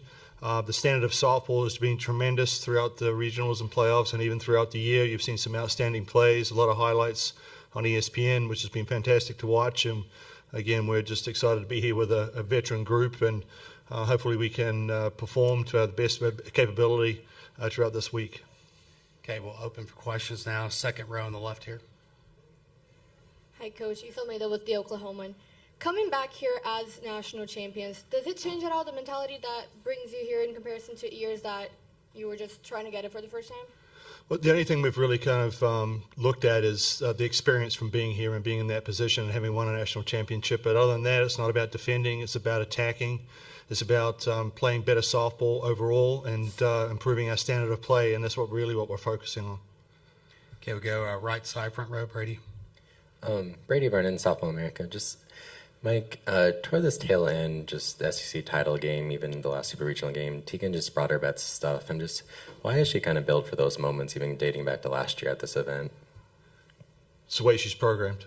So, no, she relishes the chance of getting back out there and taking her teammates with her. I think she plays for her teammates more than anything else, and that's what she focuses on. We saw it last year for her grandmother, and we saw it this year for Reese. She didn't want Reese to finish her year, especially in the Super Regionals, and that was the game that really mattered as well, the second one against ASU, the third game. Okay, we'll stay on the right side, front row to Eric. Eric Lopez, D1 softball. For the players, describe Coach White playing for him. We've seen a couple weeks ago with the wig and everything there. Just describe Coach White. What's it like playing for him? Katie, if you could start, we'll come left. He lets us be authentically ourselves, and so we could tell by the wigs, like Kaden and all them, just kind of like let our personalities shine in our own ways, and so he kind of fosters that with how he's very like encouraging and welcoming, and so it's just really great to play under him, and he's just very like such a good influence and just to be able to help us in any way we need to. Yeah, I think Coach White is yes, he lets us be authentically ourselves, but he's also obviously a great coach and just how much knowledge he has in the game, especially on like the pitching side and like mindset side on from my point of view. But he sets the standard high and he holds you to that standard because he knows you can meet it, and I think that's where a lot of us get our confidence from, is because our coaches, and particularly Coach White, hold us to that high standard, and if he knows that we can meet it, then we can have confidence in ourselves to believe in ourselves. Yeah, I agree with both of them. Coach White obviously was an incredible pitcher, so like the knowledge of the game that he has is just unmatched. I've never met a coach that has so much knowledge on both sides, hitting and pitching, so it's just been incredible to play under him and have him just from my freshman year to now, like how much I've grown. I owe it all to him and the coaching staff. Okay, we'll stay on the right side, second row.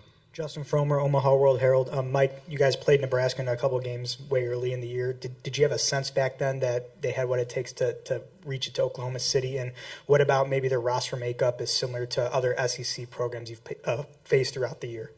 Well, I don't know, but our very first game of the year was against Nebraska, and if you'd told me it'd be 15-11 or 14-11 or whatever it was, I would have lost a lot of money if I was a betting man. But that shows the character of the two teams. They came back, and Jordy Fromm pitched a lot better a second time out, just like Tegan's able to do. He's able to take that knowledge from the game and improve, and I think they improved from that point on. They showed us they could hit and play defense and obviously pitch throughout the tournament, so I had a good feeling they would be there at the end. Okay, we'll stay on the right side, the third row in the corner. Tyler Edmonds, Daily Beacon. Coach White, what do you remember about this Tennessee team from last year, and how is it going to be different this year with more of a staff of pitchers? Yeah, well, they definitely have three pitchers that have shown they can beat anybody at any time, especially going through the SEC tournament. They're dangerous. They're well coached. They've got some new players on their roster. They can get you with the small ball. They can get you with the long ball. They're confident, obviously, with any time their pitchers are out there, and they just know they got to score some runs and squeak them out. and they'll find ways to win. Okay, we'll stay on the right side, second row. Amy Just, Lincoln Journal-Star. Mike, not to go back to February again, but we're going back to February again. With Jordy Fromm winning USA Softball's National Player of the Year award yesterday, just as somebody who's coached against her, just what is the challenge of going up against a two-way player like that? Well, yeah, I mean, you look at it two different things. She can't do both things at once, obviously, so you got to separate them. But it's a luxury, a great luxury to have is hitting pitches. We have one on our staff, Hannah Wells. Hopefully she can learn from that and grow into that role. But, Geordie's not only just a great pitcher and a great player, but she's a great base runner and very smart player of the game, and obviously well-spoken. She won that award last night and was well-spoken and addressed a lot of good things. So, hats off to her, and hopefully she can continue to have a great career in the sport because she's someone that we look up to. Okay, we'll stay on the right side, front row, Eric. Eric Lopez, D1 softball. For Tegan and Reese, talk about Katie and her maturation and the year that she's had now where everybody knows how great of a player. I know you both knew that all the way, but now everybody knows that. And Katie, how has Tegan and Reese helped you be a better player? Katie, if you wouldn't mind starting, and then we'll go down the line. Okay. Just being able to hit with Reese every day for the last 3 years, it's just kind of a mentorship type thing. Like, she has helped me along the way just to be able to build my own confidence in who I am as a player. And so to learn from her, and obviously like both of them supporting me. Tegan is my roommate. And so just to have her in like our own house, be able to support me and, as teammates, I love them. And so we've just been building that relationship for the last 3 years. Yeah, I think Stewie is like a great teammate too, and so she always has your back, and she's easy to have her back as well. But she just works really hard. She's definitely one of the hardest workers on our team, and she's always trying to learn more and talk to all of our coaches and learn and be the best that she can be. And so I think, yeah, just in how she's matured over the years, I think she's just like remembered who she is this whole year, and has really like been confident in herself through the ups and downs. And like we all know, as all players, we're all gonna have ups and downs, but she's just stayed the course and has just trusted the process and just has kept putting her head down to go to work no matter what the outcome is. And I think that's why you see that success. And she's just overall like a great person, and it's fun to see these things come to her just because of how great of a person she is. Yeah, I mean, I've said it from her freshman year. I mean, she came in first practices and hitting balls off of buildings over our scoreboard. So, I mean, everybody knew on this team her potential, and just being able to see her like blossom last year and this year and just coming out and like doing her thing with so much confidence and so much energy. Like, she truly is like the driving force of our offense. Like, when Stewie's on, that everybody else is going to be on. So, I mean, it's just incredible to have like her leadership. I know she might not like talk as much, but like she's still like just doing things right, and honestly that's what any player or coach could ask for out of a teammate. Okay, we'll stay on the right side, second row. Justin Fromer, Omaha World Herald. Tegan, what is it like for you just being in a field with so many top arms, you, Jordy, Carlin, Tennessee, just all over the field? Yeah, no, it's awesome. I think pitching it's fun, and it's fun to watch, and it's been fun to follow in my college career and my whole life. But yeah, I think just as like hitters and just as fielders and everything, I think pitchers just keep getting better too. And so it's cool to be listed in talks with all the pitchers and even the pitchers that aren't here. But yeah, it's an honor to be a part of them, and yeah, it's fun, and it's a lot of great ones. Okay, we'll stay on the right side, go to the front row, Brady. Brady Vernon, Softball America. Just, Reese, I know your energy is focused on your teammates now, but just how cool is it to think that, you are facing a future teammate at a professional level in softball, and just how this game has grown tomorrow with Carlin? Yeah, Carlin's incredible. I mean, I've kind of played along with her during the summers with USA, and she's just a great person, great pitcher, obviously. So I'm really excited to see her do her thing and be able to compete out there. I mean, it's all love on both sides, and I'm really excited and looking forward to playing with her. Okay, we're going to go to the left side now, second row. Issa Almeida with the Oklahoman. Reese, you obviously already left your mark on this program, but going into your last run into the Women's College World Series, what are you looking forward to for this week? Like besides hopefully winning the national championship. And Tegan and Katie, if you could talk a little bit about what you've seen Reese do to grow this program since she joined. Yeah, I think going into this week, I'm honestly just looking to just make more memories. I mean, we talked before practice about like just some of the things, like the memories I've had with this program, and honestly, those are the things you remember. So just leaving this program in a better place, like I obviously want to do that, but I also want to be able to, just on the person side of things, just have good energy, like be able to make those memories that I'll cherish for the rest of my life. Yeah, Reese has kind of set the standard of what it means to work hard and just be a great teammate and a great person in our program. And so she always shows up with a good attitude no matter what, and just puts her head down and does the work. And so it's been inspiring to be her teammate, and I know she inspires a lot of our team, but so many little girls that dream to be Reese Atwood one day. And so it's been really fun to be a part of, and just, yeah, she's a special person. Yeah, Tegan said it. Reese is just a very good teammate. Just always is like a role model for the rest of us, and she's set the standard like we've said. And so to be able to go in every day and put your head down, go to work with the same intent and mentality as we would every day, as Reese would, it's what it means to be a Longhorn. And so for her to set that standard, for little girls to look up to that, it's everything. Okay, we'll go to the right side, front row, Eric. Eric Lopez, D1 softball coach. With obviously the teams you bring here, do you have a certain routine you like to stick to when you bring a team here, or do you seek input from your leaders here on the player side? Keep everything different, so not trying to be too superstitious. But, this was a little bit different this year because it was pretty tight between when we finished up and when we got here. So we did obviously Monday was our day off, week off, or of the week. And then Tuesday was quick practice, and then coming up on the flight, and then practice today. And then, of course, it's all the media. So things get condensed quite a bit. But we try to keep a lot of things the same, but nothing really per se, So we'll have a team meeting tonight along with one of our mental specialists and, get ready for tomorrow. Any more questions? Okay, I think that'll wrap things up for Texas. Thank you. Thank you. Reminder of the day, recording of the press conference will be in the NCAA Digital Media Hub, and transcripts will be provided by ASAP and posted shortly.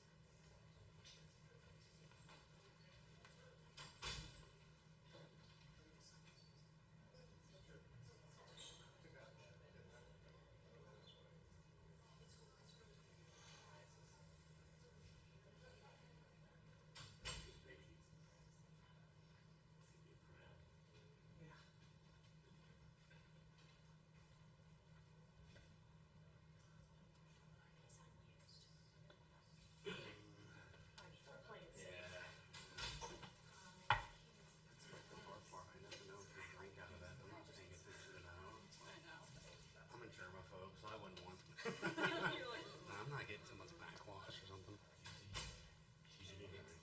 Oh yeah, I know. I think she's sells it. Oh yeah. I know she went. She said she looked at it, but I think she could have figured it out. But I think we trained her last year. Yeah. It's like we're here to make you look and sound good, not the opposite.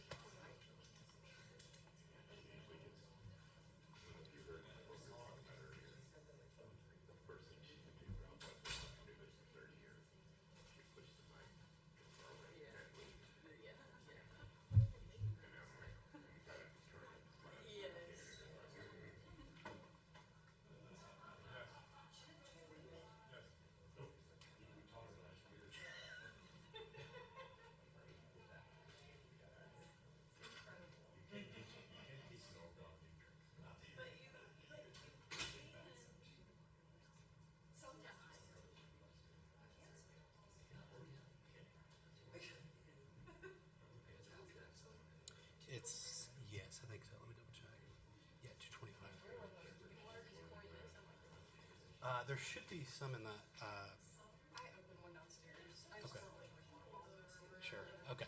I'll be right back. Okay.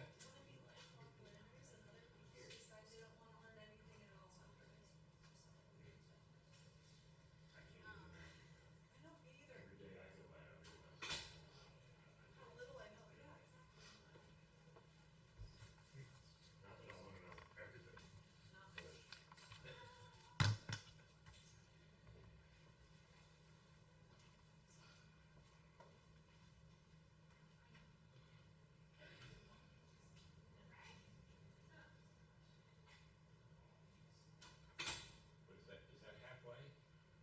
What? That's 4, right? That's 5. We got 3 left. Woo! Plus the, No, plus the little, yeah. we got 2, we got All-American and the Gold Cup.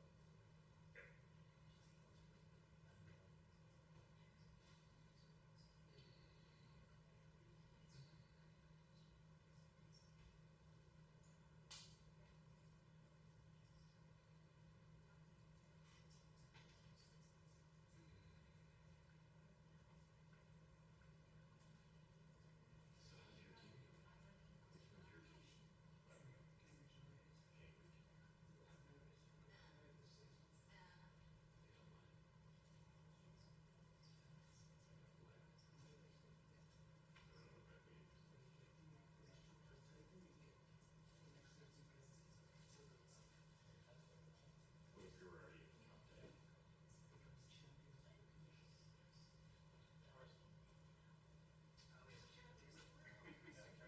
Congratulations.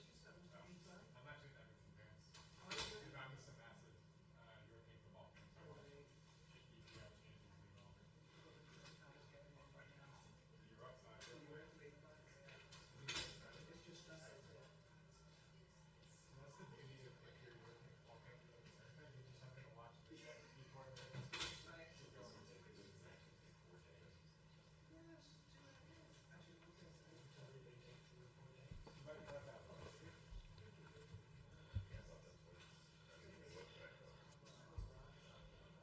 Football. Until September. Oh, you're talking about soccer. Yeah. I grew up a big fan of Oregon and Howard, so I just played everything. I'm from Southern California. We have LA Johnson tickets. I've always been soccer.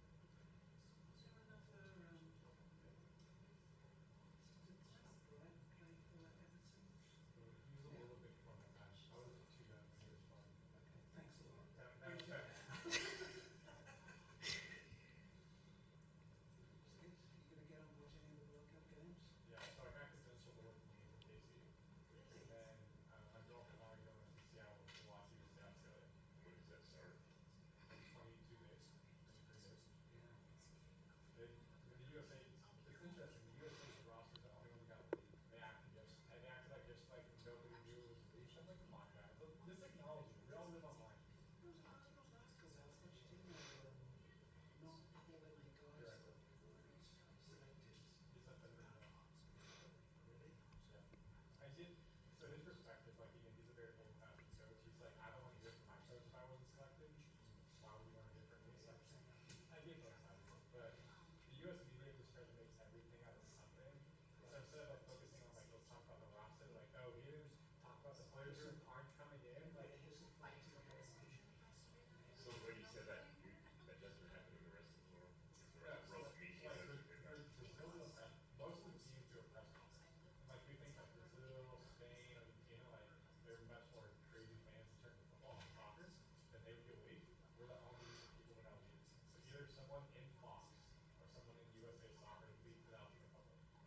The England team got leaked as well. A couple things are wrong. Really? Yeah. The couple of names were wrong, like Phil Foden didn't make it or something. The fact that Bill Warren or Cole Palmer don't make it is wild.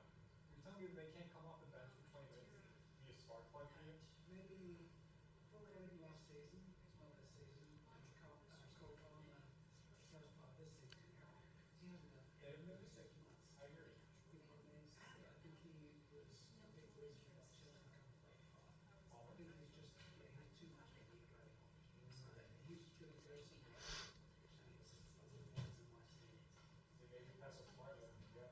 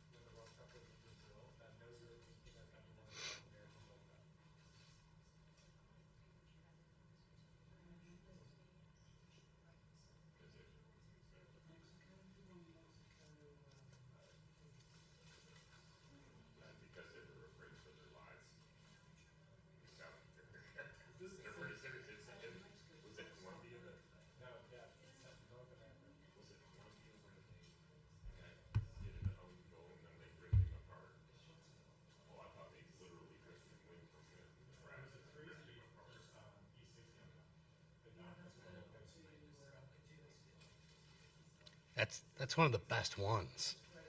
Oh, it's such an insane story.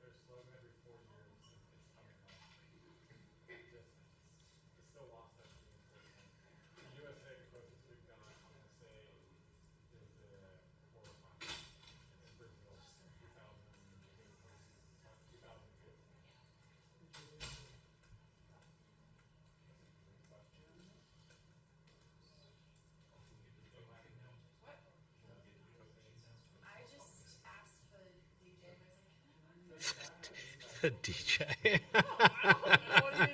Right. It's just not.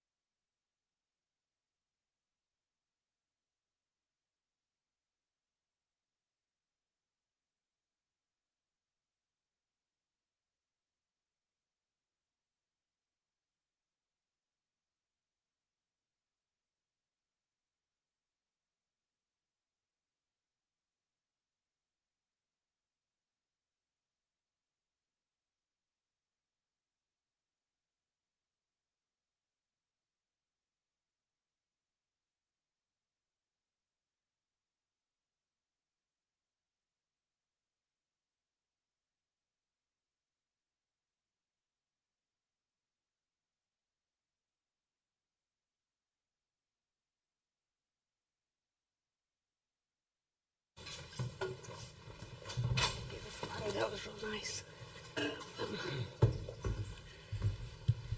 All right, we're going to go ahead and get started. Reminder to everybody in here, please silence your cell phones. Before you ask a question and you get the mic, give your name and media affiliation.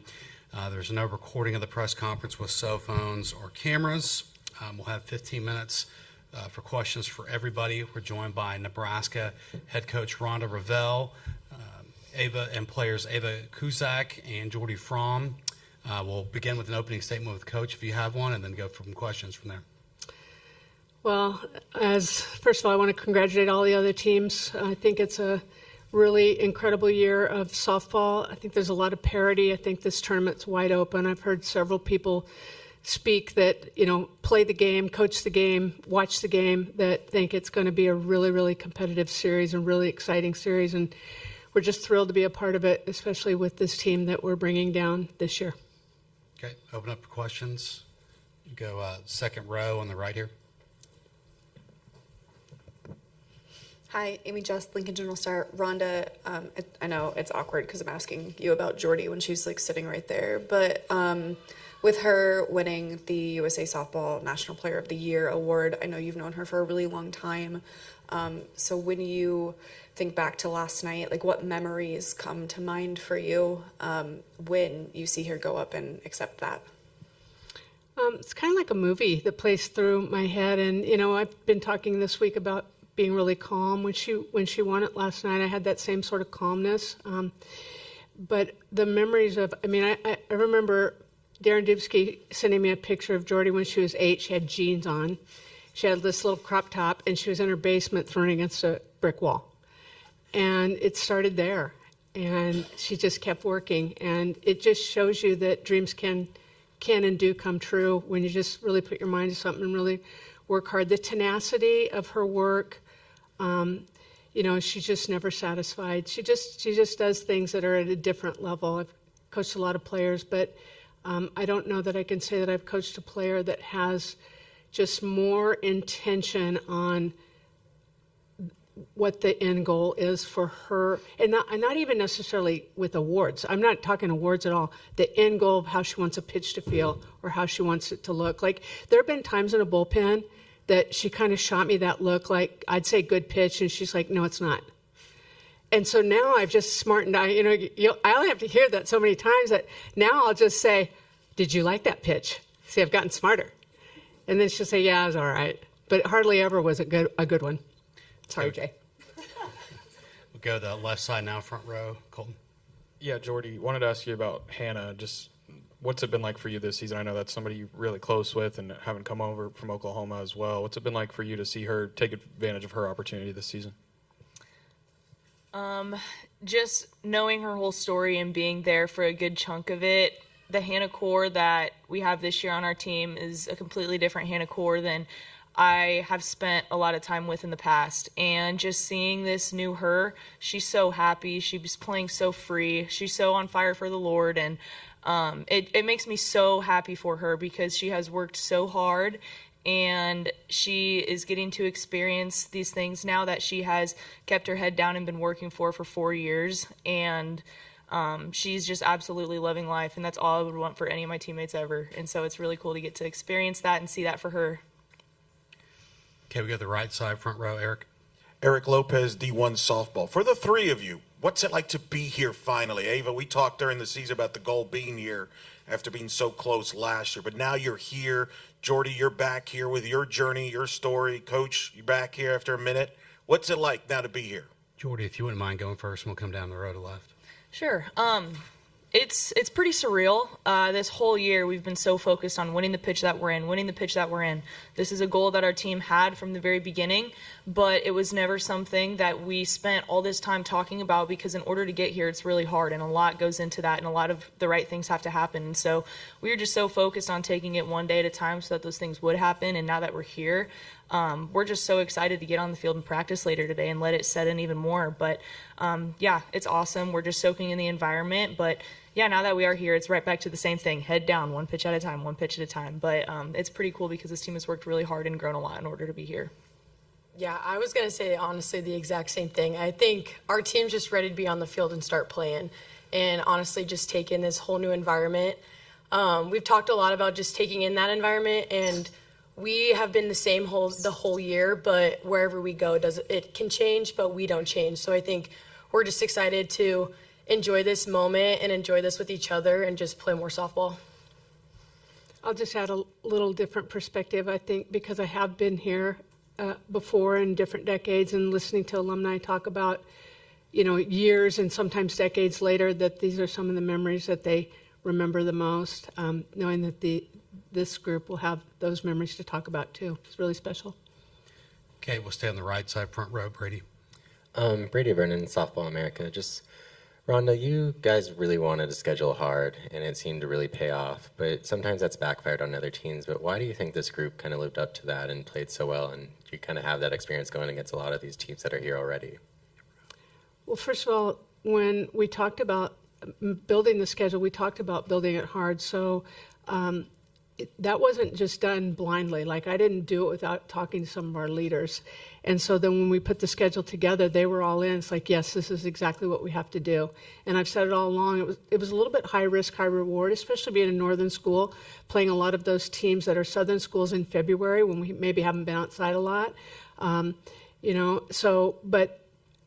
I felt like if we could compete well enough, early enough, it would really not only build and continue to build our belief, it would, make a statement that Nebraska softball can play and play with anybody. Okay, we got the left side, third row. Randy Silver, NTV News. Coach Ravel, you've had a couple days to look at Arkansas a bit deeper. What are your thoughts on their lineup? Well, I said this before. They're really a balanced lineup. They have power. They have some speed. They remind us of our lineup. They have a couple more lefties that they run consistently in their lineup, but they really remind us of our lineup. Everyone up and down through the orders, I think hitting over 300 and kind of like ours, and everybody can take one over the fence, but they can also hit for average as well. And then in the circle, they've got a righty and they've got a lefty, and they both win a lot of games. And then they've got another kid that has some innings that comes in relief. But both of their pitchers have played in big moments and pitched really well in big moments. And so I think our teams are really, on paper, really equal. I think it's just going to be a matter of who can get out there and win more pitches and execute in the moment a little bit better. Okay, we go to the right side, second row, Cliff. Yeah, Cliff Brown, ESPN Landscape. I have a question for Jordy. You're obviously very familiar with UCLA's Jordan Woolery, and as one of the other best players in the country, I would ask you a question about her. When you look at her numbers, 34 home runs, 112 RBIs, a 500 batting average, you pitch, you hit, you know how insane that is. What do you think of those numbers, and what made her a tough matchup for you? Yeah, she's definitely one of the most feared hitters in the country. And I feel like every time we play them, I'm just like, okay, she's going to hit the ball hard. Let's just try to keep it in the park. Insane numbers just for the power, for the average. Like you said, it's everything. And she's such a tough hitter to pitch to because she can hit so many pitches. There's no holes in her swing. She can get to anything. So it's really hard to keep a hitter like that off balance and to try to find a weakness because there's just not one. But yeah, trying to keep her in the park is the biggest thing. Okay, we'll stay on the right side, second row. For Jordy and Ava, the game tomorrow is a late one. I know you guys are familiar with that, but what do you plan to do tomorrow in the lead up to the game? Because that's a long time to wait. Yeah, I think the biggest thing will just be keeping routine. Like you said, we have played late games like that before, so we kind of know what we need to do in order to stay ready, in order to conserve energy, in order to maintain adrenaline and just excitement throughout the day. So we've talked a little bit about that and just keeping routine, keeping things consistent, and even though we're not home, trying to stay as familiar with what we would be doing if we were at home. Yeah, I think the biggest focus is just staying constant with what we've been doing, even those long games, and also just getting our bodies moving. I mean, you have a long day to sit around if you really want to, but I think the biggest thing is waking up and just getting your body moving and getting ready for the game. Okay, we go right side, front row. Eric. Eric, D1 softball coach. Coach Stiefels talked about how you've meant a lot to her coaching career, that you've invited her to some of your, practices and just how you run your program. Just talk about her being here for the first time as a head coach. in the World Series. And what did you see in her when she started her coaching career? Mm-hmm. Well, I might get a little emotional about this because I, as a friend, I just really admire and respect and adore Courtney Deifel. I think she's a tremendous human being. And, so I like to talk about the person before I like to talk about the athlete or the coach. And so I want to do the same with her. Thrilled for her. I know they've been so close so many years and just had gut punches, and that's really, it's really difficult to endure. And I think I heard in one of her press conferences, when she came to Arkansas, it wasn't a matter of if, it was a matter of when, and this is their win. And so it's as much as you don't want to compete against your friends, I'm honored and thrilled that we're going to hug at home plate tomorrow night, because I think the world needs to see that in athletics, that we can get together and compete and fight for our teams tooth and nail and hope that we're at opposite ends of, the victory and loss tomorrow, but yet be able to have that kind of affection and respect for each other. Okay, we can go to the left side, third row. Nathan Gies, Lubbock Avalanche Journal. Jordy, I'm kind of curious about your perspective, seeing it from both ends of it. One of the themes of the year is just such an offensive year, so many home runs hit across the country. What do you kind of attribute that to? Do you see that as hitters getting better as the sport kind of grows? Do you see strike zones getting tighter with umpires? Just what do you look at it as? Yeah, I just think that the talent in our game is growing so fast. Hitters are just stronger with all sorts of information now. You're able to really hone in on a game plan, have a more specific game plan. You're able to prepare so much differently than you were even 10 years ago. So I think just a lot of that, just a lot of really talented, disciplined athletes who are doing everything they can to make themselves as athletic and strong as possible, but then also just strong-minded athletes who are trying to win on the mental side of the ball game and really have whatever edge they can with preparation and scouting and all things like that. Okay, we'll go third row on the right. Abby Barmore, Husker Online. Jordy, Rhonda mentioned that you and Hannah Core talked to the team about kind of what to expect here. What was the message from two players that have been here quite a bit and been pretty successful? Yeah, I just think that there's a lot of excitement around the World Series, obviously, because 8 teams make it and it's such a hard thing to do. It's a really exciting thing. But with that, there can also be a lot of outside noise, a lot of outside distractions. So it's really just important to protect your peace and to keep things consistent when you can, but also just to absolutely soak in the environment. There's so many people here. It's so loud. It smells like funnel cakes all the time. Like, there are so many cool things. Just, this is the pinnacle of college softball, right? So take the time to soak it in, but then also, like, once that first pitch comes, you very quickly just realize you fall back into, this is the same game that we have played for such a long time. So enjoying the environment, soaking it in, but also just realizing that when it's time to go, this is the same exact game. Okay, we'll stay on the right side, front row. Brady. Brady Vernon, Softball America. Just, Ava, a lot of your teammates came home and wanted to represent Nebraska, but why has that jersey been the perfect fit for you and just watching them do what they do? I mean, I sit back, I think about when I was little, both of my parents are from Omaha, Nebraska, so I've been a Nebraska fan for a long time.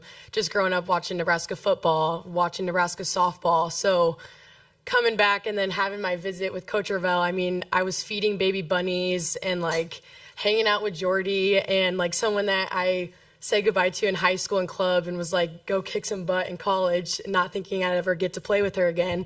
And I'm sitting right next to her having that chance. So I think on that visit, and then it just felt so right. My heart just felt right at home. And I just felt like I was seen as a person and a player, and it made me feel so free, and I've just been so incredibly grateful for this chance. Okay, this will be the last one, third row on the left. Dugout cows. I know they were a thing last season. What kind of role have they played? I guess first things first, this can be either for Jordy or Ava. How did it start? Do they have names? Do they have, keepers on the team? And what kind of role has that played for you guys this season? Jordy, if you wouldn't mind going first, we'll come down. I'm actually going to let Ava answer this because she's the whole reason for the cows, so... Coach Ravel started it because she introduced me to Dr. Joe, and Dr. Joe brought a baby cow bull into one of our practices that was born during one of our games, and she was a twin. And then I'm an animal science major, pre-vet, so Coach Ravel introduced me to Dr. Joe and was like, you should start an internship to start working with her. And I've had no experience with large animals before, so that was a completely different environment for me. And I've completely fell in love with it. And then Coach Ravel and my mom bought some stuffed cows. So we have Bolin and Gordon, and then who are the two twins. And then Chick-fil-A, actually, after we won the Big Ten tournament, we went there and got some food after, and he came out with a huge stuffed cow, and he was like, you guys have to have this in the dugout. So that one's Row Rev for Coach Ravel. I didn't even know its name. Yep, it's Row Rev. So they've just been a little something in the dugout, just have a little extra energy and just having that. Dr. Joe has been a huge fan and always comes to our games. I mean, you can always hear that lady yelling and cheering us on, and I love her as a human being, and I honestly want to be her when I grow up because she's an amazing human. So I think for me, the cows just mean like giving a little something to Dr. Joe as well. Right, that'll wrap things up for Nebraska. Thank you. Thank you. A reminder, recording the press conference will be on the NCAA Digital Media Hub, and transcripts will be provided by ASAP shortly.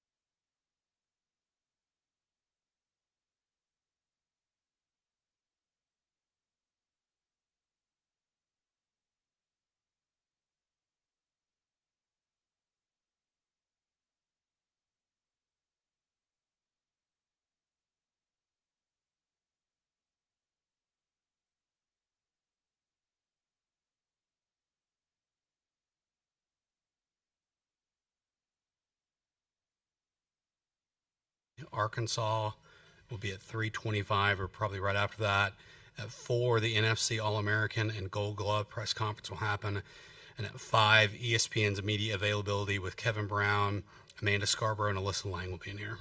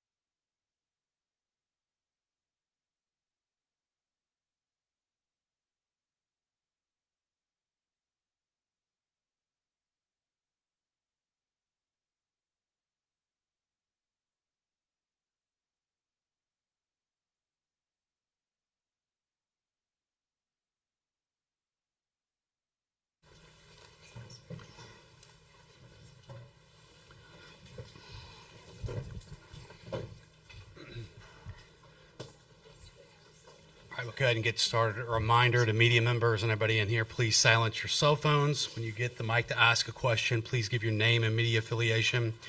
Recording of the press conference with cell phones and cameras is prohibited. We are joined by Tennessee head coach Karen Weekly Sage and player Sage Marjetko, Carlin Pickens, and Aaron Newer. They will be with us for 15 minutes. Questions will be available to everybody, and we'll start with an opening statement with Coach if you have one, so feel free. Just great to be here. No better place to be this time of year than Oklahoma City. Really happy to do it with this group of young women. I don't know that I've ever had a team where everybody is such a great teammate and really embraces the role they're called upon to play. Just really proud of them and excited to get going and playing ball tomorrow. Okay, we'll open for questions. Second row on the left here. Riley Robinson with WBLT. Carlin, I know last time here in OKC, just kind of what are your feelings? What's your mindset heading into this week? Yeah, I'm super excited to be competing with this team. We have a really great group of girls, like Karen said, and we've been on just a hot streak recently. You know, our offense has been really coming together. Pitching staff is strong, so ready to just compete, take it one day at a time. Okay, we go to the right, second row. Cora Hall, Knox News Sentinel. I was wondering if you could all kind of chime in on, you guys had a lot more extra time between supers and getting here this year as opposed to last year. Just how do you feel like that maybe helped the team or helped you mentally prepare for this? Aaron, if you wouldn't mind starting, we'll come back down the left. Yeah, I think when you get that Thursday, Friday, Saturday, it's a bit of a rush on the front end, getting ready to play, knowing you don't have that extra day of prep. But if you're fortunate enough to win it in two, it's a lot of nice rest and relaxation, and it's crazy. You know, Friday you're celebrating going to the World Series, and three supers haven't even started competing yet. So I think it made for a more relaxing Saturday and Sunday. We flew out here on Monday for the first time, and I think that's helped us a lot. Just settle in and get comfortable here and not feel rushed. Yeah, kind of like what Karen said, just allowing us to get that extra rest time, and then to just be calm coming in here, not having to feel like we're rushing from one place to the next. So yeah. Yeah, I'd also just add on to that, we always talk about, being the most well-rested, tired team, so it's always going to be a long season. But yeah, getting to start on Thursday, win both games was huge for us, getting to rest, reset, get down here kind of early and get ready for the week. Yeah, I agree with all of that. Just being in Oklahoma early, I feel like it's going to help us, and just getting a feel for the environment is going to be important. Okay, we'll stay on the right, front row. Will Dawson, CBN Sports. Carlin, Proverbs 18:32 is a Bible verse that you've shared. What is the significance of that verse, and what role does faith play in your life? Yeah, so it is for God who arms me with strength, and it's kind of just a really good reminder for me. It sticks there on my glove, so anytime, times get hard, realize I'm playing here for a bigger reason than myself, and it's just really comforting to have that right there, knowing that not only, God is there with me, but also my teammates, and I'm doing it for a bigger purpose from that. Okay, we'll stay at the front row on the right side, Eric. Eric Lopez, D1 Softball. For the four of you, talk about Megan Rhodes-Smith and her importance and getting the most out of you as pitchers, and Coach helping you develop these pitchers. Yes, Coach, if you want to go, then go down the line. Sure. 2 years ago, we had two pitchers make first-team All-American, and it's going to be announced here shortly. And, I fully hope that some of these are going to be on that list again. But just when you look at, since Megan has been back with our program, Megan played for Ralph and I back in 05 to 08, but since we were able to bring her back as a pitching coach, the record speaks for itself, and the proof's in the pudding. It's just, one all SEC, all region, all American after another. And it's really cool to watch the growth and kind of the vision, so Carlin was a freshman. You had Carlin, Peyton Gottschall, Ashley Rogers, and, Ashley being the senior. And I think, Carlin could look now and go, wow, how much have I grown? And here we are 3 years later, and Carlin's kind of the leader of the pack, but look at how Sage grew into her role this year from last year. Look how Erin has grown into her role this year from last year. And, we're going to move on next year, and Carlin's going to graduate, and these guys are just ready to continue to ascend and step up. And so much of that is because Megan is really good at two things. Number one, she recruits people that she knows she can help get better. And she doesn't have an ego about that. Some people think they can fix everybody and make them better. She knows which ones are going to fit exactly what she wants and what she sees. And then she meets them where they are. These guys' bullpens are not the same. Some need more mechanics, some need more just throwing, some need more mental games, some need more of the physical tweaking, and everybody gets what they need. And it's really been phenomenal. I don't know that there's any other program that has pitched and won the pitching honors at the level that we have over the last 5 years, and I give a ton of that credit to Megan. I know for me, Megan is just super great about, doing whatever I need, coaching me in the ways that I need to be coached, just physically, and then also like the mental side of it. We all say that she's not just like a cookie cutter type of coach. She's not going to try to make us all do the same thing and make us the same pitcher. She's really good at, playing to our strengths, and then also just like within the game, calling the game. She has a lot of time watching film and finding the holes of hitters and also knowing how to use our strengths against them. Yeah, pretty much the same thing. I was just going to add, she really does a great job of knowing our strengths and what we're really good at and like fine-tuning those things. But also on the mental side, Megan was a sports psychology major. So she's really done a tremendous job for me, helping me with my mental game coming into college to now. It's like night and day. So I think that's really like a super important thing on the mound to have that unlock. Yeah, I agree, especially with the mental side of it. Last year, she just pushed me to be the best, like, mentally I could possibly be. And then this year, just working with me on little tweaks mechanically has been, like, such a game changer. Okay, we'll stay on the right side, second row. Amy Jess, Lincoln Journal Star. Karen, last night, Jordy Ball-Fromm was named the USA Softball Player of the Year as a team that's played against her this year and last year. Just what have you seen from her as a competitor, as an athlete on the field, but also just what she's meant to the sport off of it? The thing that first jumps at you about Jordy is just the human being she is. And like Carlin talked about faith, that's very present in everything Jordy talks about. She talks a lot about the love she feels for her teammates and everybody in that program.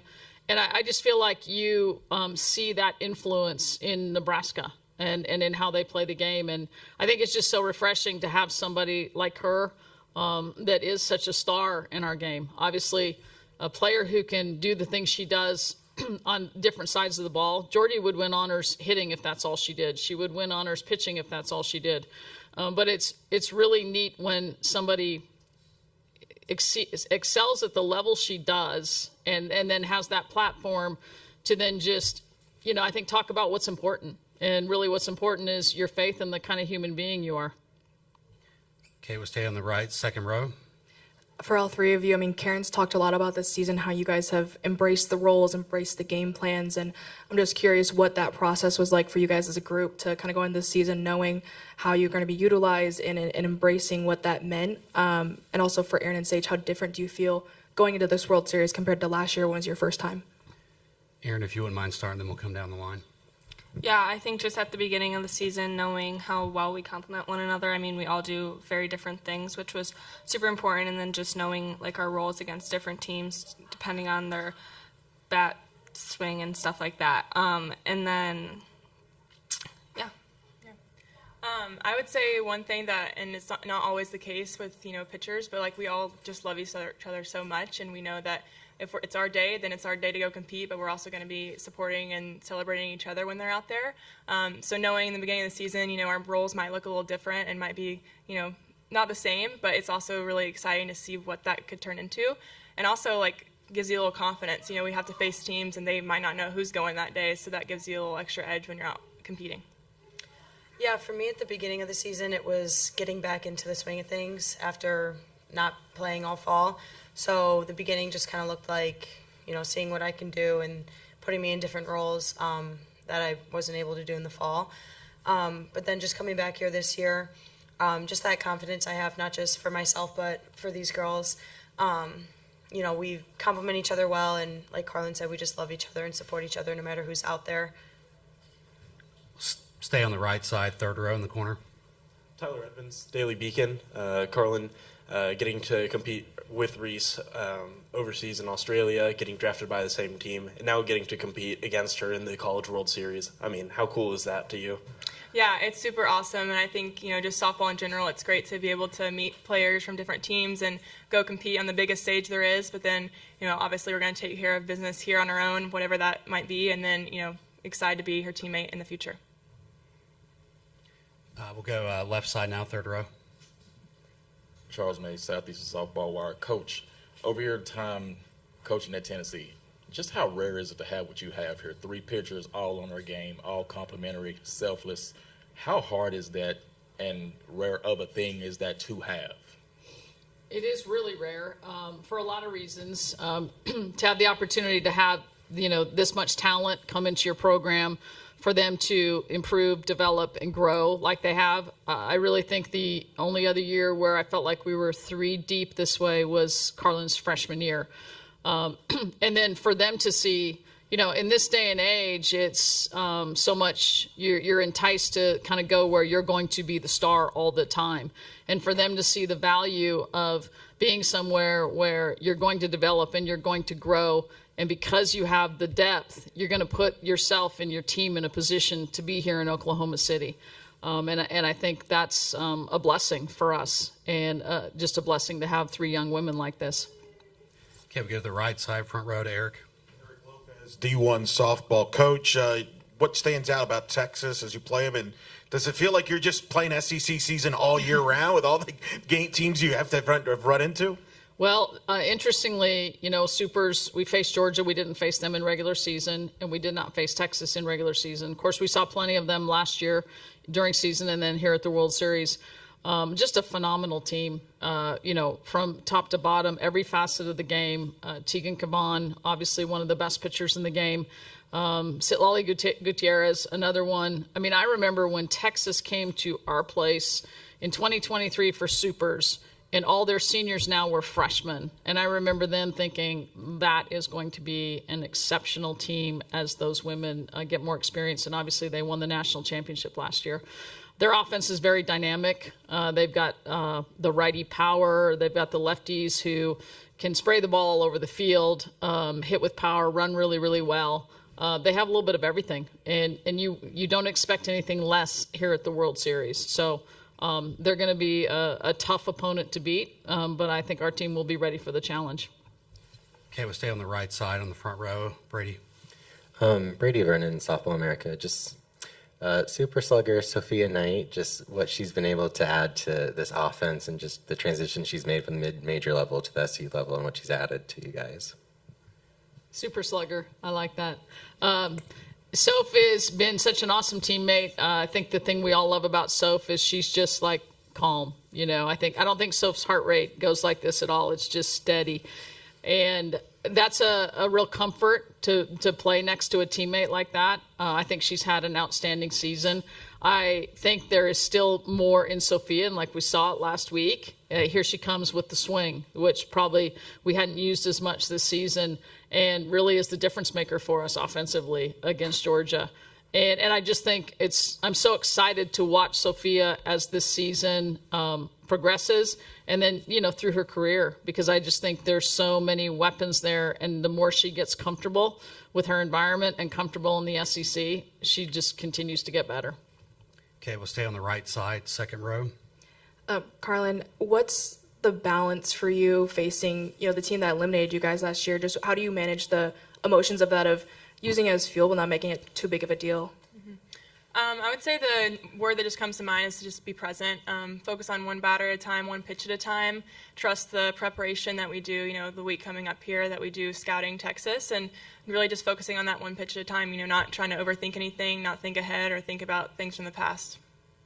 Okay, this will be a last one, second row on the left.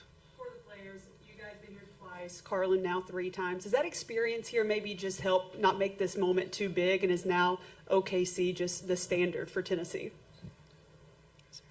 Yeah, I would just say every time that we get the opportunity to play in Oklahoma City, just realizing how grateful that we are to be here, because this has been our dream, like our whole entire lives. So just taking that in and then just embracing it. Yeah, I would definitely say going back to my freshman year, the first time being here, it was definitely surreal, like a very starstruck moment, being out on that field for the first time. So now being here for the third time, it's definitely a kind of a different feel for me. Just like going out there competing, not getting too caught up in everything else that's going on, and just knowing that it's the same softball that we've been playing all year round. Yeah, I would just say that you don't know how many times you're going to go to Oklahoma City, so just enjoying the moments you are here and being present. It's not something to take for granted because most players don't even get to go here once, and we've been here twice, 3 times, so it's just enjoying it while you're here and coming out here and competing. That'll wrap things up for Tennessee. Thank you. Thank you. Thank you. A reminder that the recording of the press conference will be in the NCAA Digital Media Hub, and transcripts will be provided by ASAP shortly.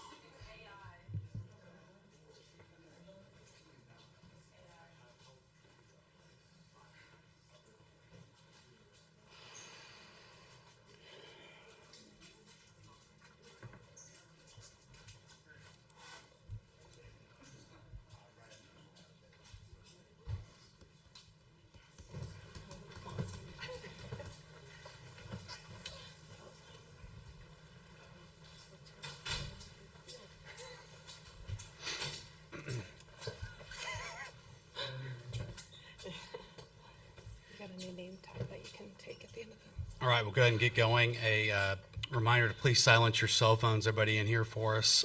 Give your name and media affiliation each time you get the mic to ask a question.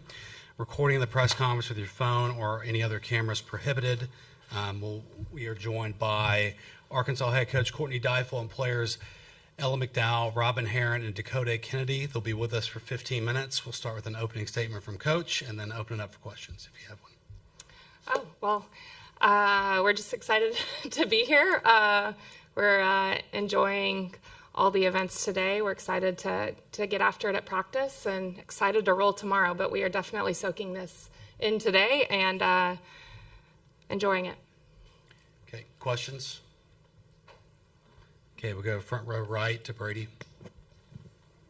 Brady Vernon, Softball America. Just, Courtney, where is it kind of finding the balance of enjoying like a day like today and like being this team being the first one to do it, but knowing that there's still a national title at stake as well? Well, I think the nice thing today is that you get to go through all these festivities, we'll say, and we have practice on the back end of today. So we get to go through it. We get to focus on practice. We get to turn the page and get ready to compete tomorrow. The nice thing with this team, we haven't had to focus in getting ready to compete. And so, we did some video today. We still have practice tonight. We'll get up tomorrow and go through our game day routine. And so it's a pretty easy balance with this group. Okay, we'll stay on the right side, front row to Eric. Eric Lopez, D1 softball coach. Good to talk to you in person. You too. We talked about this before the season, about the family history here and you playing here in the World Series and then watching your sister play here. Has there been any memories that has hit you since you've now here today and since you've arrived here? And what's kind of the family situation? Who's going to be here this week? The whole family is here. My husband and boys are behind you back there. My sister, my mom, they come in tomorrow. My dad, my stepmom come in tonight. We had a 7-year run here. Our family did. And so, I was asked that before we got on the bus the other day about this event. I'm like, well, we haven't been to this event. It's just, we were there back when it started, when, she played when just the national championship was on TV. And when I started, the sidelines were berm and it was grass. And my senior year is when they extended the seating. And so, we haven't walked out on the field yet. When we walk out on the field, I think it's going to be pretty amazing just to see how much it's grown. It definitely has been incredible to see the growth of the sport, and that's definitely reflected in the growth of the World Series and the stadium and the exposure and the stage and the press and all of those things. And it's just a really exciting time to be involved in softball, and I'm really looking forward to these players getting to experience that. Okay, we'll stay on the right side, second row. Amy Just, Lincoln Journal Star. Courtney, Rhonda got a little emotional when talking about your friendship over the past few days, calling it an honor to be able to play against you tomorrow. Just what does your friendship with her mean to you? I know there's a huge game on the line, obviously, but just what will it be like to play against a close friend tomorrow? Well, it's so beyond softball, and it's so beyond the competition. She has one of the biggest hearts in this world, in this life. And so to get to see her just do what she loves with the team and seeing how she coaches them, see how they look at her and respond to her, I feel that in my heart too every time I look at her. And so I think there's just such an immense amount of respect and love between the two of us. And we also know that we're going to line it up, and it's, you can have both. You can have both. You can really love someone and respect them and want to compete and put everything out there and try to win the game. And I think that we both have both of those things in our hearts. Okay, we're going to go to the left side now, second row. Once again, guys, congratulations. Trade Air, the Pictorial Nation. Ella and Robin as well, a thought on this. You guys haven't played a game this late. Are you worried about the routine of the day, maybe being antsy, trying to calm the nerves down? What does tomorrow look like for you guys? Robin, if you want, might go first. And Ella. I think tomorrow's just going to be not like the nerves are sitting with us, but just that we're just wanting to play so soon, and we're just so excited to be here. But we've played, I've played an 8 p.m. game before, so it'll be kind of a similar schedule, just doing our normal pregame routine, but just wanting to be out there and having to wait that long. I mean, sure, we want to play early, but we're just excited to play. Yeah, I'm just very excited and very thankful to be here, especially this late in the season. Postseason is all I've ever dreamed about as a softball player, so any game that I can play with my teammates, I'm so thankful for. Okay, stay on the left side. Courtney, when you came here, I'm sure you shared in the process of, hey, this is a sleeping giant. I believe in what we can build here. What were those thoughts that first season when you were going through that, and then how much do you savor the moment now that you're here? Well, my belief never wavered in the first season, but the first season was a lifetime ago, so thanks for bringing it up again. No, I think going there, it was, well, why not? Why not? And some people were like, why Arkansas? And some people probably asked, why Arkansas? Why Courtney Deifel? And at the end of the day, we both saw a lot in each other, and it's worked out really well. And the belief in the ability to do this when we were going to do this, that hasn't wavered. We knew it was there for the taking. We knew it was there for the building. It was getting the right people around me and getting the right players in that continued to work towards this. And our belief never wavered. Okay, we'll go to the right side now, third row. Abby Barmore, Husker Online, for both Robin and Coach. As you've been diving into Nebraska's lineup, what are some of the challenges that they present? I mean, they're just a well-rounded lineup. They have pretty much all, I guess, tools you could have, but we do too in ours. So they're just good competitors, and we're ready to go out there. Yeah, I just think that they're very complete. And then I think that they do a lot of things really well, and they're doing that really well right now. And so, yeah, I think they're really strong 1 through 9. They're strong with the next few that come in. And so we're continuing to dive in the prep of how to counter that. Okay, we'll go right side, front row. Will Dawson, CBN Sports. Robin, I know your faith is hugely important to you. You're such a leader on and off the field. How has that faith kind of helped you become a leader, and how has your faith kind of grown you throughout the journey? I mean, I think it's helped me a lot. It's helped me know who I am and that my identity is not formed in this sport. And just knowing that about myself helps me lead others and care for others. I think just loving one another is so important, and I've really just learned how to display that with my teammates this year. Okay, we'll stay on the right side, front row. Eric? Eric Lopez, D1 softball. For the 3 players, describe playing for Coach Deifel, what she's meant to all of you, and getting to the World Series. Obviously, you want to get here as a team, but also getting her back here to the World Series as a head coach. Dakota, if you wouldn't mind starting, we'll come down the line. Okay. I think it's just unwavering faith in us throughout this entire season. Just her belief in us as players, as people, us on this team. I think it's meant so much for me, for sure, and I think all of us on the team. And I think just her leadership, knowing that she's been here and just instilling that in us, I think it's a great opportunity to get here and her be with us. Yeah, I think for me personally, Coach Deifel has just believed in me even when I didn't believe in myself. And so her just being able to be that supportive and just how much she loves us just makes us, want to go to war for her any day. Like, I would do anything for her. And so just the woman that she is just inspires us all to be better as her players. Yeah, Coach Deifel makes so many sacrifices for this program and just for everybody in the state of Arkansas, really. And she loves me so much, whether that's, making brownies or pushing me harder in practice. So I wanted to do this for her really bad, and I'm so thankful that she's my coach. Okay, we'll stay on the right side, front row, Brady. Brady Vernon, Softball America. Dakota, you accomplished a lot at another premier program, but why was Arkansas the right fit to kind of finish out your collegiate career? Yeah, obviously I played against Arkansas a few times in my career, just seeing how competitive they are as a team, and also just doing something that means more than me, getting this program here for the first time. I came here to compete and win with my teammates, and we've done that, and being able to do that with them has been so special to me. And again, just the unwavering belief from Coach Deifel and the entire coaching staff just throughout this entire season has meant so much. More questions? Okay, we go front row right. Eric? Robin, talk about your growth as a pitcher. I know from what I understand, obviously you Casey Clark Zerby, very well taught you there, and then learning from Coach Deifel. Just talk about kind of the development of you as a pitcher now.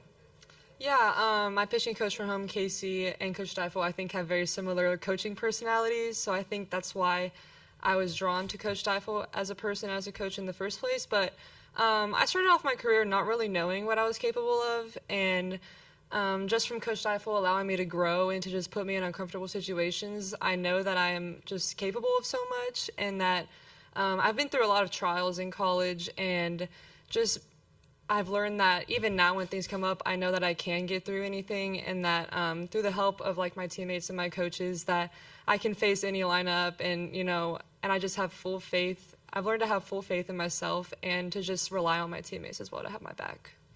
Okay, we go left side, second row. For Ella first and then Dakota, what has DJ meant to you? And he seems to have this really big personality and makes things a whole lot of fun. Coach Gass was awesome. He puts in so much work for us hitters, and he's so selfless and always trying to understand us better and just connect with us on a deeper level. And yeah, he's just the man. There's no other way to describe it. He's not going to say that, is he? I totally agree with what Ella said, and I think it means so much for him to want to get to know us as players.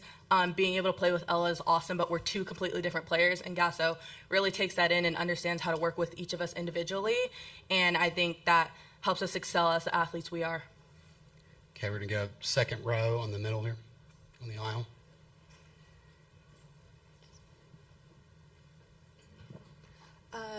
Courtney, Nebraska has 3 players who used to play for Arkansas. Just, does it help you guys in knowing, what they were like when they were Razorbacks, since it's been so long? Do you pay attention to that? Just what are your thought process on going against Hannah, Lauren, and Casey again? Yeah, I think that we just have a ton of respect for those 3, and they've been in a different system now for 2 years, and so they're different players, and you can see that reflected in the video and watching them. So it's not taking that into anything that we're doing to prep for them. It's looking at who they are now as Nebraska Huskers and preparing for that. More questions? Okay, that'll wrap things up for Arkansas. Thank you. Thank you.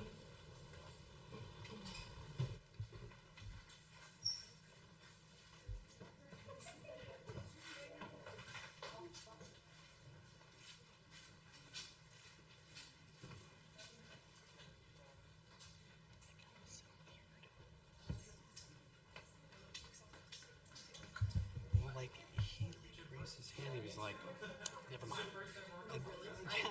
And then he was like, 2. It's like, yeah.